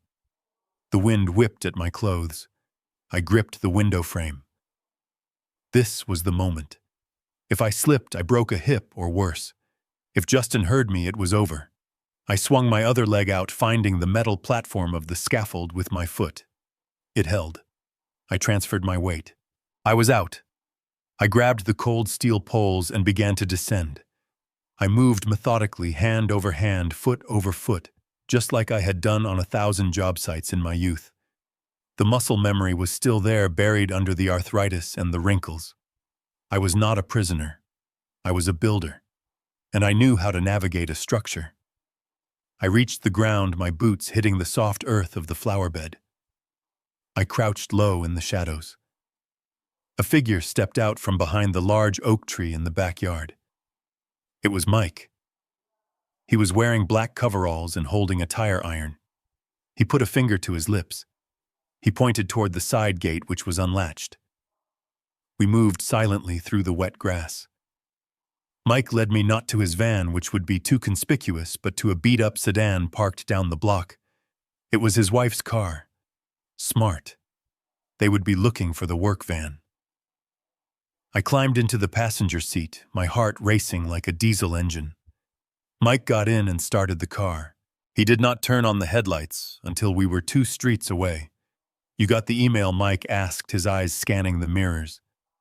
I patted the iPad under my sweater. "I got everything, Mike. I got the whole damn war plan." "Where to, Mr. Caldwell?" "Take me to Sarah Jenkins," I said, "and step on it. We have a lot of work to do before the sun comes up." As we sped away, I looked back toward my house. The lights were still on. Justin was still sitting on that couch eating chips, watching a screen guarding an empty cage. He thought he had won. He thought the old man was upstairs washing away his sins. He had no idea that the old man was already gone and he was coming back with a wrecking ball. Sarah Jenkins' office was located on the 35th floor of a glass tower on Wacker Drive overlooking the Chicago River. It was the kind of place that smelled of mahogany leather and billable hours. I had not been here since I transferred the company deed to my sons 5 years ago, but Sarah had kept my file active. She was a pit bull in an Armani suit, a woman who had helped me navigate union disputes and zoning wars in the 90s. When Mike and I walked in at 3 in the morning, looking like fugitives, she did not blink. She just buzzed us into the conference room where a coffee machine was already gurgling and a young man with thick glasses was buried under a mountain of paper. "This is David," Sarah said, closing the door and locking it. "He is a forensic accountant I keep on retainer for cases that require a scalpel instead of a hammer. I woke him up an hour ago. He has been reviewing the scans Megan took photos of." David did not look up. He was typing furiously on a laptop that was connected to a secure server. He looked like a kid who should be playing video games, but when he spoke, his voice was dry and devoid of emotion. The voice of a man who saw the world in columns and rows. "Mr. Caldwell," David said, adjusting his glasses. "I have reviewed the Phoenix file documents you sent over via the secure link Sarah set up. I cross-referenced them with public records and the construction industry database. Your wife was meticulous. She did not just find the smoking gun, she found the bullets, the casing, and the receipt for the powder." "What is the damage?" I asked, sitting down heavily at the head of the table. David turned his laptop around. "It is not $8 million, sir. That was just the operating loss from the bad contracts. The total debt load, including the hidden leverage and the shadow loans, is $12 million. $12 million. The number sucked the air out of the room. It was an impossible amount. You could not lose $12 million just by being bad at business. You had to work at it. How I whispered. "It is not just gambling," David said, his fingers flying across the keyboard to pull up a complex diagram. "Brandon is not just a bad investor. He is a criminal facilitator. Those companies, Redstone LLC, Blue Sky Inc., they are not just fake contractors. They are intake valves. They are invoicing Caldwell and Sons for materials that never exist: high-grade copper wiring, industrial lumber, steel beams. The company pays the invoice. The shell company keeps a 10% fee and sends the rest of the cash to offshore accounts." He looked up at me, his eyes serious. "They are laundering money for a cross-state smuggling ring, Mr. Caldwell. They are moving stolen construction materials across state lines and using your company to clean the cash. That mortgage on your office building. That was not to pay debts. That was the buy-in. That was Brandon putting up collateral to the syndicate to get a bigger cut of the action. I felt cold. My company, The name Caldwell meant quality.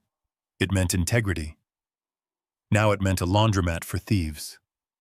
It gets worse, Sarah said, sliding a piece of paper across the table. We looked into the iPad, the one Catherine hid. We accessed the iCloud account associated with the device. It was synced to the family shared plan, but hidden in a subfolder. Catherine was tracking Megan's online activity. I looked at the paper.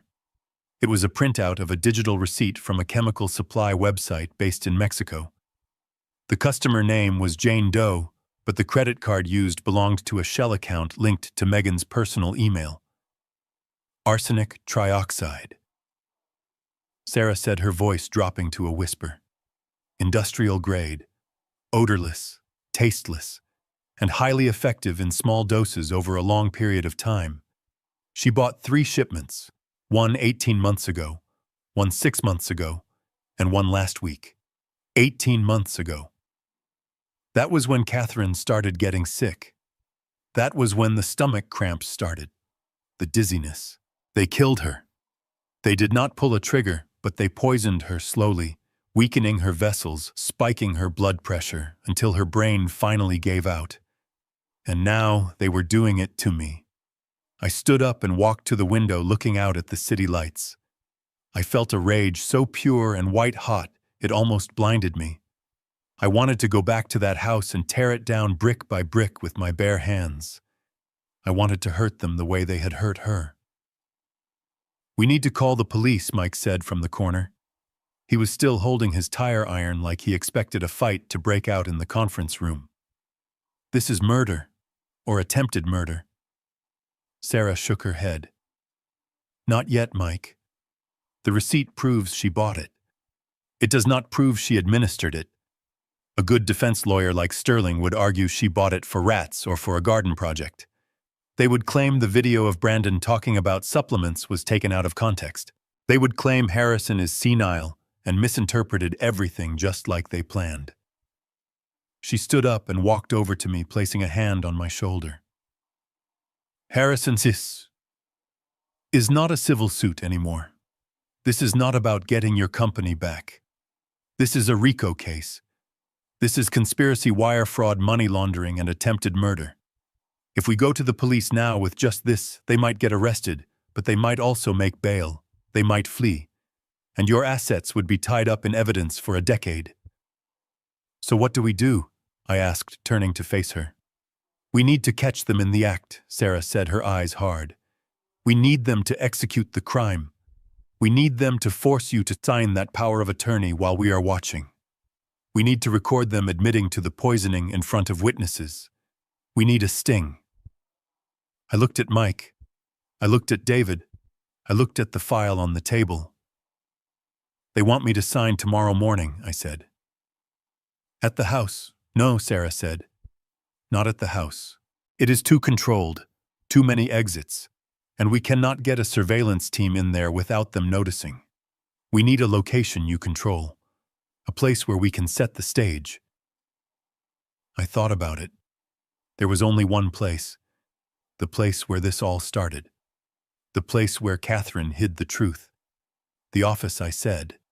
"The old office downtown." Sarah nodded. "Perfect. It is isolated at night.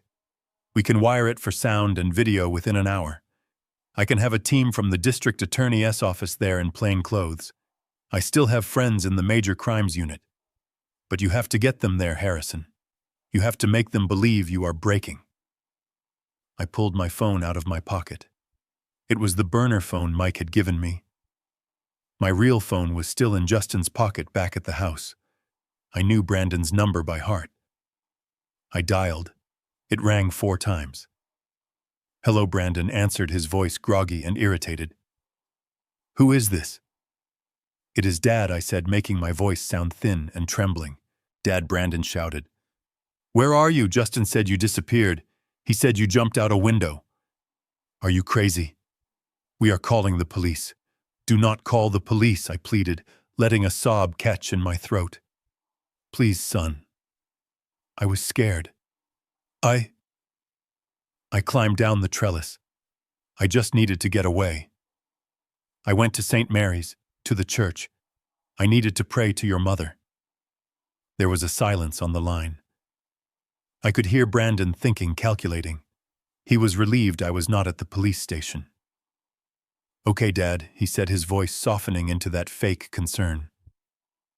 Okay. You are at the church. Stay there. I am coming to get you. No, I said. No. I am done praying. I have clarity now, Brandon. You were right. I am sick. I am confused. I listened to the tape again, and I think I imagined things. I think I am losing my grip. Good, Dad, Brandon said soothingly. That is the first step to getting better. Admitting it. I want to end this, I said. I want to sign. I want to go to Silver Lake. I am tired of fighting. I will bring the papers to the church, Brandon said, eager now. No, not the church, I said. It is too public, and I do not want to do it in God's house. Meet me at the office, Mom's old office, where we found the safe. I want to sign it there, where she worked. It feels right, like saying goodbye to her and the business at the same time. Brandon hesitated. Why the office, Dad? It is a construction zone. Please, son, I begged. Just give me this one last thing. Meet me there in 2 hours. Bring Justin. Bring Megan. Bring the lawyer. I want everyone there so there are no questions later. I want to sign it all over. The company, the house, the accounts, everything. Just let me have this dignity. I could hear the greed override the caution in his brain. He saw the finish line. He saw the $12 million debt vanishing. He saw the control he had craved his whole life. Okay, Dad, Brandon said. 2 hours. The old office. Do not go anywhere else. Do not talk to anyone. I promise, I whispered. I will be waiting. I hung up the phone. The room was silent. Sarah was already texting her contact at the DA. David was packing up his laptop. Mike was checking his watch.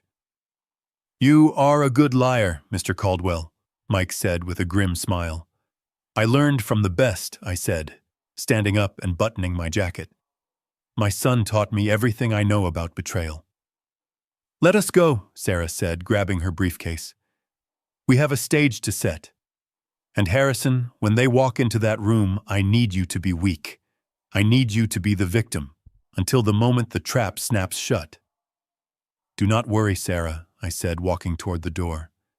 I will be the old man they think I am, right up until I bury them. I sat behind Catherine's massive oak desk, the leather chair groaning softly as I shifted my weight. The office was dimly lit, illuminated only by the streetlights filtering through the taped-up windows and a single desk lamp that cast long shadows across the room. I had positioned myself carefully. Behind me was a large flat-screen monitor mounted on the wall, usually used for reviewing blueprints. But tonight, it was black, a sleeping giant waiting for my command. To my left, in the deepest shadows of the room, stood a tall ficus plant, and behind it, Mike Kowalski waited, holding his breath. To my right, behind a stack of drywall panels, 2 plainclothes detectives from the Major Crimes Unit were checking their service weapons. I heard them before I saw them. The heavy thud of the fire door opening down the hall, followed by the click-clack of Megan's heels and the confident stride of men who think they have already won. They were laughing. I heard the distinct pop of a cork and the fizz of carbonation. They were drinking champagne. They were celebrating my funeral before the body was even cold. The door to the office swung open. Brandon led the way. He looked like a new man compared to the desperate figure on the phone 2 hours ago. His suit was crisp, his hair perfect, and he carried a crystal flute of champagne in one hand. Justin followed, holding the bottle, his face flushed with alcohol and relief. Megan was next, looking like she was dressed for a funeral in a somber black dress, but her eyes were bright with greed. And bringing up the rear was Richard Sterling, the lawyer clutching his briefcase like a weapon. "Dad," Brandon said, stepping into the room. He scanned the dark corners, his eyes adjusting to the gloom. "Why is it so dark in here? It is creepy." I kept my hands on the desk, palms flat. I slumped my shoulders slightly, letting my mouth hang open just a fraction. I needed to look like the broken man they believed I was. "It feels right," I said, my voice raspy. "This is where it started. With your mother. This is where it should end." Brandon walked over to the desk and placed his champagne glass on a coaster. He looked down at me with a mixture of pity and contempt. "It is for the best, Dad. You know that, right? You are sick. You are confused. We are just doing what needs to be done to protect the family legacy." He nodded to Sterling. The lawyer stepped forward and opened his briefcase. He pulled out the document, the power of attorney, the conservatorship agreement, the death warrant for my freedom. He placed it on the desk in front of me, smoothing the paper with a manicured hand. Then he placed a heavy gold fountain pen on top of it. "Sign right there," Harrison Sterling said, his voice smooth as oil. "Next to the yellow tab. Once you sign, we will take care of everything. The debts, the confusion, the stress. It all goes away." I looked at the paper. I looked at the pen. My hand trembled as I reached for it. Justin stepped forward, refilling Brandon's glass. "Cheers to new beginnings," he muttered, taking a swig from the bottle. Megan moved to my side. She reached into her tote bag and pulled out a thermos and a small paper cup. She poured water into the cup. I watched the liquid settle. "Here, Dad," she said, her voice dripping with that fake sweetness I had come to loathe. "You sound dry. Drink some water. It will help you focus." I looked at the water. I knew what was in it. Sarah's team had intercepted the digital receipt, but my gut told me Megan wouldn't miss a chance to make sure I was compliant. A little sedative, a little arsenic. Just enough to make sure I slept through the ride to the facility in Gary. I took the cup. My hand shook so badly, water sloshed over the rim onto my knuckles. "Thank you, Megan," I whispered. You always take care of me." She smiled, and it was the smile of a shark. "Always, Dad." "Drink up, then sign." I brought the cup to my lips. I saw Brandon watching me intently. He wanted me to drink. He wanted me sedated. He wanted this over. I lowered the cup without drinking. "Wait," I said. Brandon sighed an exasperated sound. "What now, Dad? Just sign the damn paper." "I need to know," I said, looking up at him, my eyes filling with tears. "I need to know that you will take care of the house, that you won't sell it. That is where I lived with your mother." Brandon rolled his eyes, but he leaned down, placing his hands on the desk, getting right in my face. "Of course, Dad. We are keeping the house. We are keeping everything. We are going to preserve the legacy. I promise. Now sign." "Liar." I dropped the pen. It hit the desk with a sharp clatter. I slowly straightened my spine. I pulled my shoulders back. I closed my mouth and set my jaw. I looked Brandon dead in the eye, and the confusion vanished from my face, replaced by a cold, hard clarity. "I do not think I will sign," I said, my voice strong and steady. The room went deadly silent. Brandon blinked, confused by the sudden change in my demeanor. "What did you say?" he whispered. "I said I am not signing," I repeated. "And I am not drinking your water, Megan." I reached into my pocket and pulled out a remote control. Brandon straightened up. "What are you doing?" "I am showing you the legacy you really built, son." I pointed the remote at the wall behind me and pressed the power button.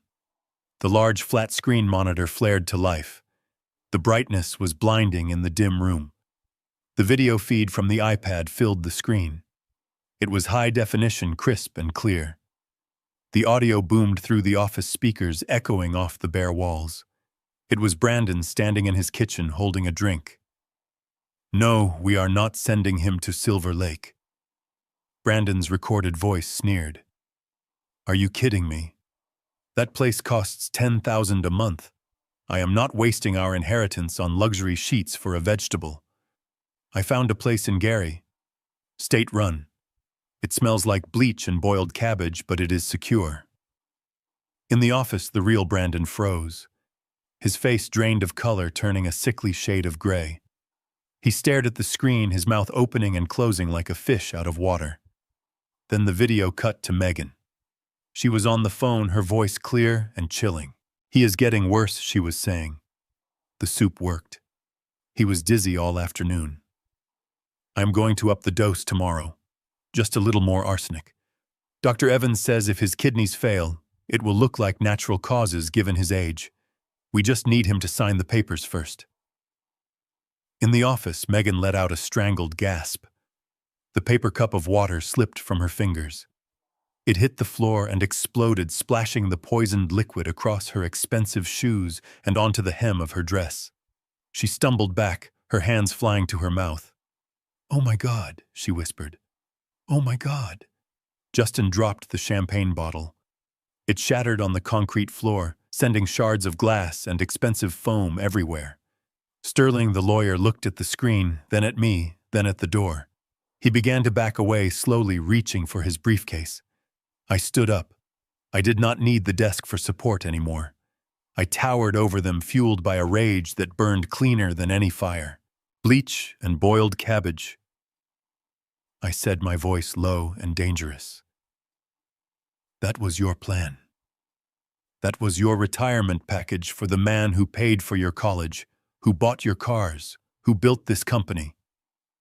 Brandon spun around, looking for the source of the video. "Where did you get that?" That is illegal. You bugged my house." "Mom bugged your house," I roared, slamming my hand on the desk. "Catherine knew. She knew what you were. She saw you coming a mile away." Brandon looked at me, his eyes wild.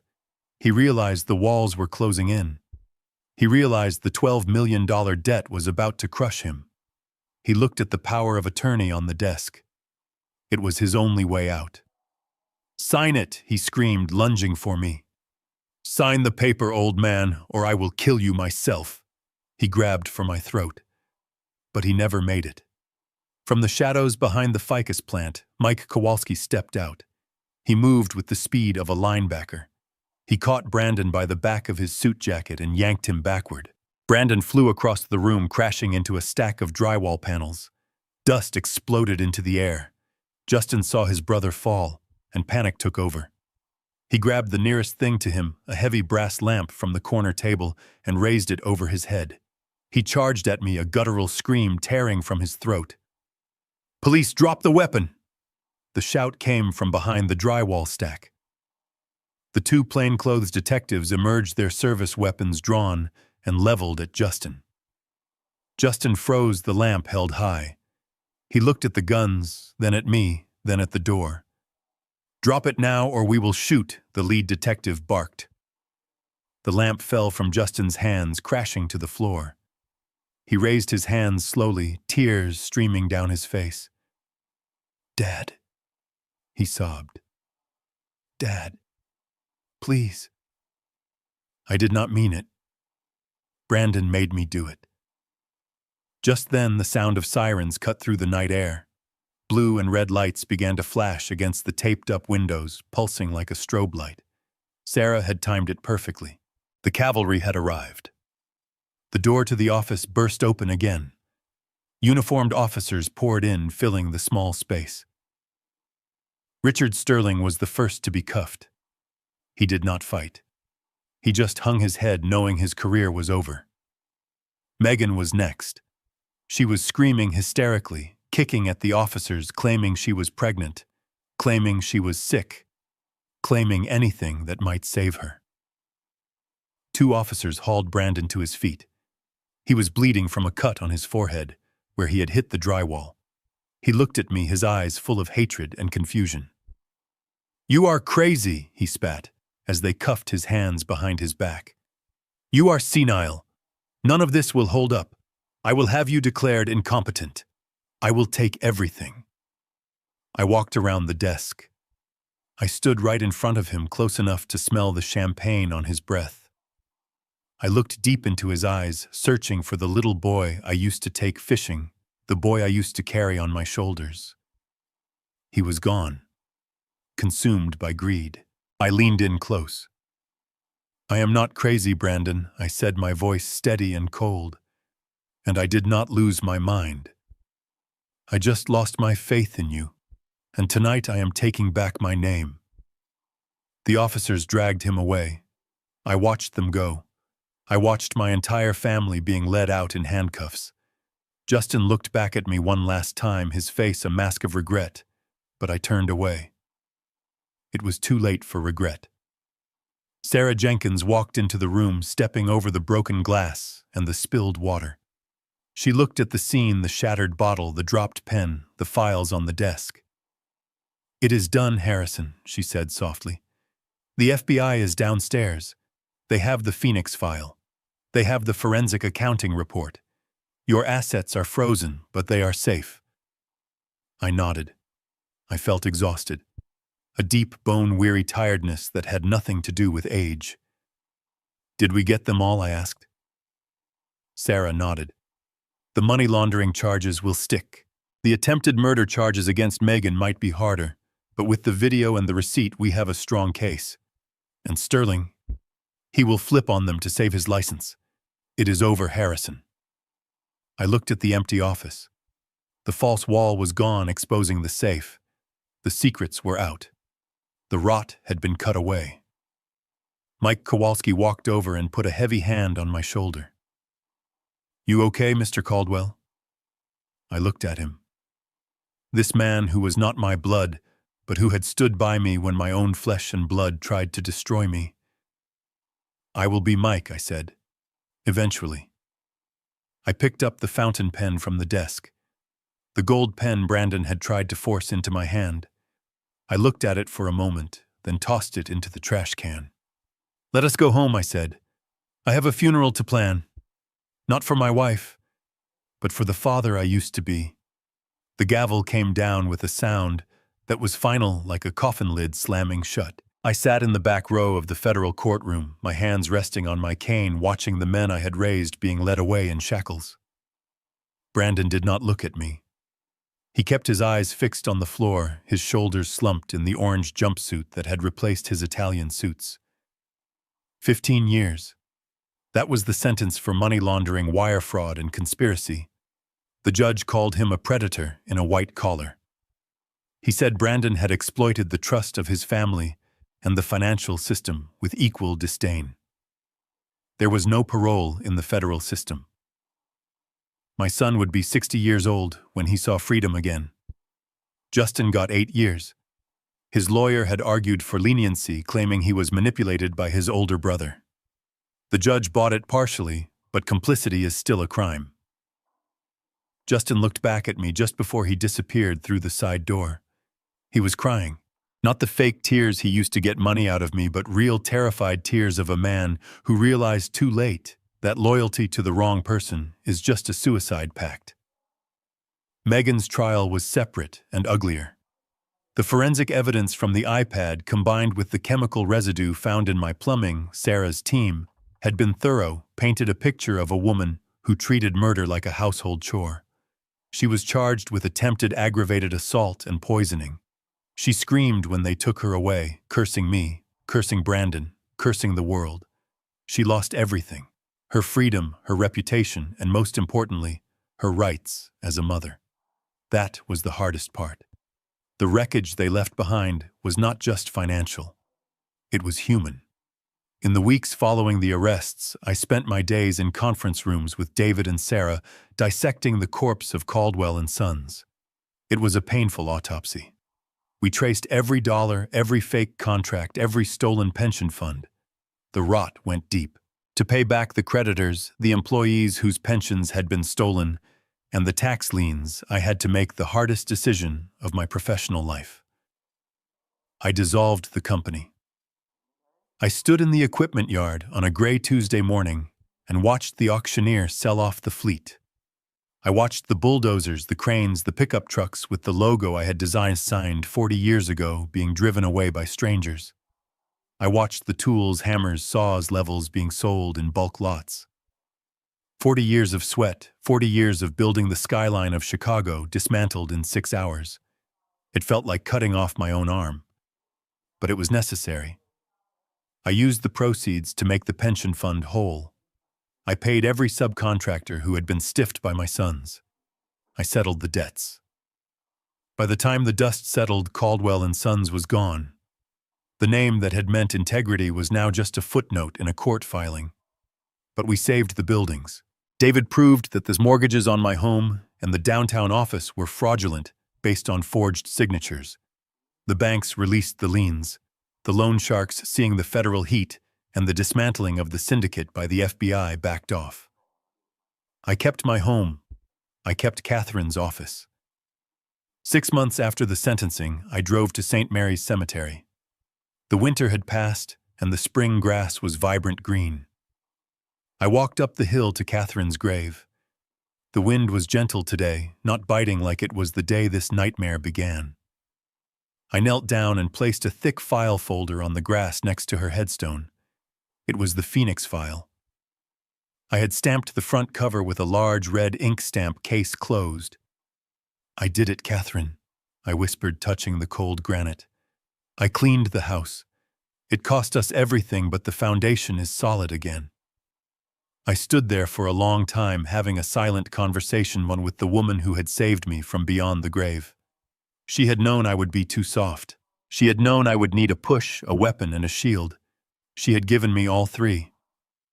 I heard footsteps behind me. Heavy, respectful steps crunching on the gravel path. I turned around. Mike Kowalski was standing there holding 2 fishing rods and a tackle box. He was wearing a clean flannel shirt, and his face looked less tired than it had in years. Beside him, holding Mike's hand, was a small boy. Christopher, my grandson. Brandon and Megan's son. They had kept him tucked away in boarding schools and with nannies treating him like an accessory that didn't quite match their lifestyle. A quiet boy with big sad eyes who had learned early on that being invisible was the safest way to survive in that house. When Megan was arrested and Brandon was sentenced, the state looked for next of kin. I stepped forward. Christopher was 7 years old. He looked at me with a mixture of curiosity and caution. He didn't really know me. To him, I was just the old man his parents complained about. "Grandpa Mike says we are going to catch a monster fish today," Christopher said, his voice small. I smiled. It felt genuine. It felt like the first real smile in a year. "Mike knows where the big ones hide, son," I said. "But you have to be patient." "Can you be patient?" Christopher nodded solemnly. "I can wait." I looked at Mike. The contractor had stayed by my side through the whole ordeal. He had testified. He had helped me clear out the warehouse. He had become the son I wished I had raised. "We ready, boss?" Mike asked.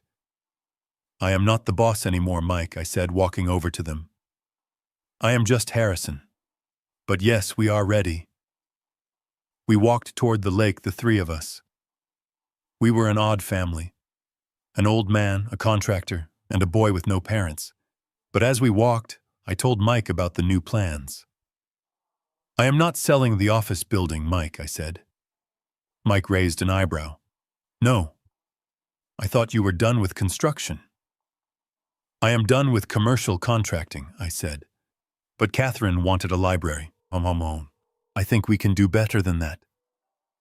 I want to turn the whole building into a community center, a trade school.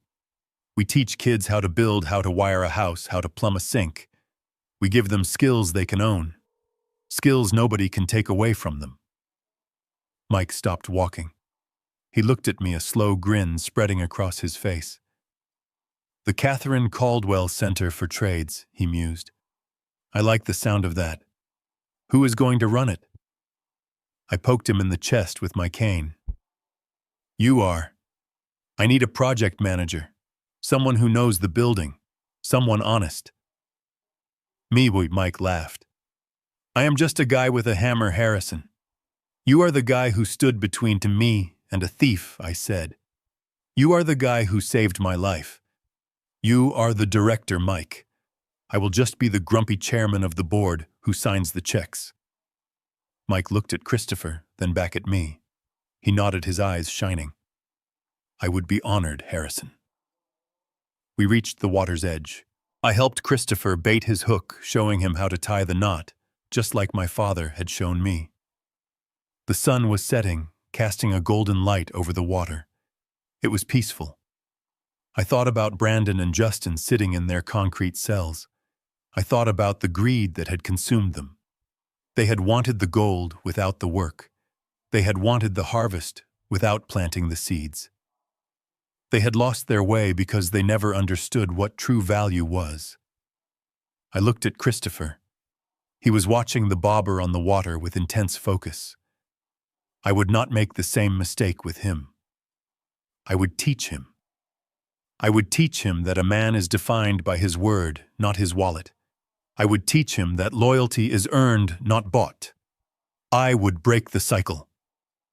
The bobber dipped. Christopher gasped. Pull, son, I said gently. Pull. He reeled it in his face, lighting up with pure, unadulterated joy as a small silver fish broke the surface. It was a small victory, but it was his. He had earned it. Took a deep breath of the fresh air. I felt light. The weight of the deception, the heavy cloak of lies I had been wearing for a year, was gone. People say blood is thicker than water. They say family is everything. But sometimes blood turns toxic. Sometimes the branch is rotten, and you have to prune it to save the tree. I had lost 2 sons to greed. It was a tragedy that would haunt me until my dying day. But I had saved the soul of this family. I had saved the future, standing right here holding a fishing rod. I put my arm around Christopher's shoulders. Mike clapped me on the back. Let's go home, boys, I said. We have a lot of work to do tomorrow. And for the first time in a year, as the sun dipped below the horizon, I knew that tonight I would finally sleep. We are taught that family comes first, but this journey taught me that shared blood does not grant a license for betrayal. My sons chose the path of easy money and lost their souls in the process. I learned that true family is built on respect, loyalty, and integrity qualities I found in a contractor, not my own children. Looking back on everything that happened, I have to admit a hard truth: I trusted too easily, and I waited too long to ask the questions that mattered. This wasn't just a business failure or a legal battle. It was a family story about silence, pride, and misplaced faith. If you're listening to this as part of your own family story, my advice is simple: don't ignore the signs, just because they come from the people you love most. I believed that blood alone was enough to protect loyalty. I was wrong. I should have stood firmer earlier and trusted the wisdom God placed in my heart, instead of the comfort of denial. God gave me warnings long before the truth was forced into the light. And God gave my wife the courage to leave evidence when words were no longer enough. In the end, it was God who carried me through the collapse and helped me rebuild with humility instead of anger. These are the lessons I now share through Grandpa stories like this one, not to shame my past, but to guide someone else's future. Every family story has a breaking point, and every choice you avoid today becomes a consequence tomorrow. Through Grandpa stories, I've learned that protecting your dignity sometimes means standing alone. And through this family story, I learned that real legacy is measured by integrity, not inheritance. If this story spoke to you, I invite you to share your thoughts in the comments, pass this story along to someone who may need it, and subscribe if you want more Grandpa stories rooted in truth and reflection. Thank you sincerely for staying with me until the end. And a final note: upcoming stories may include dramatized elements created for educational purposes. If that's not for you, feel free to step away and choose content that better fits your journey.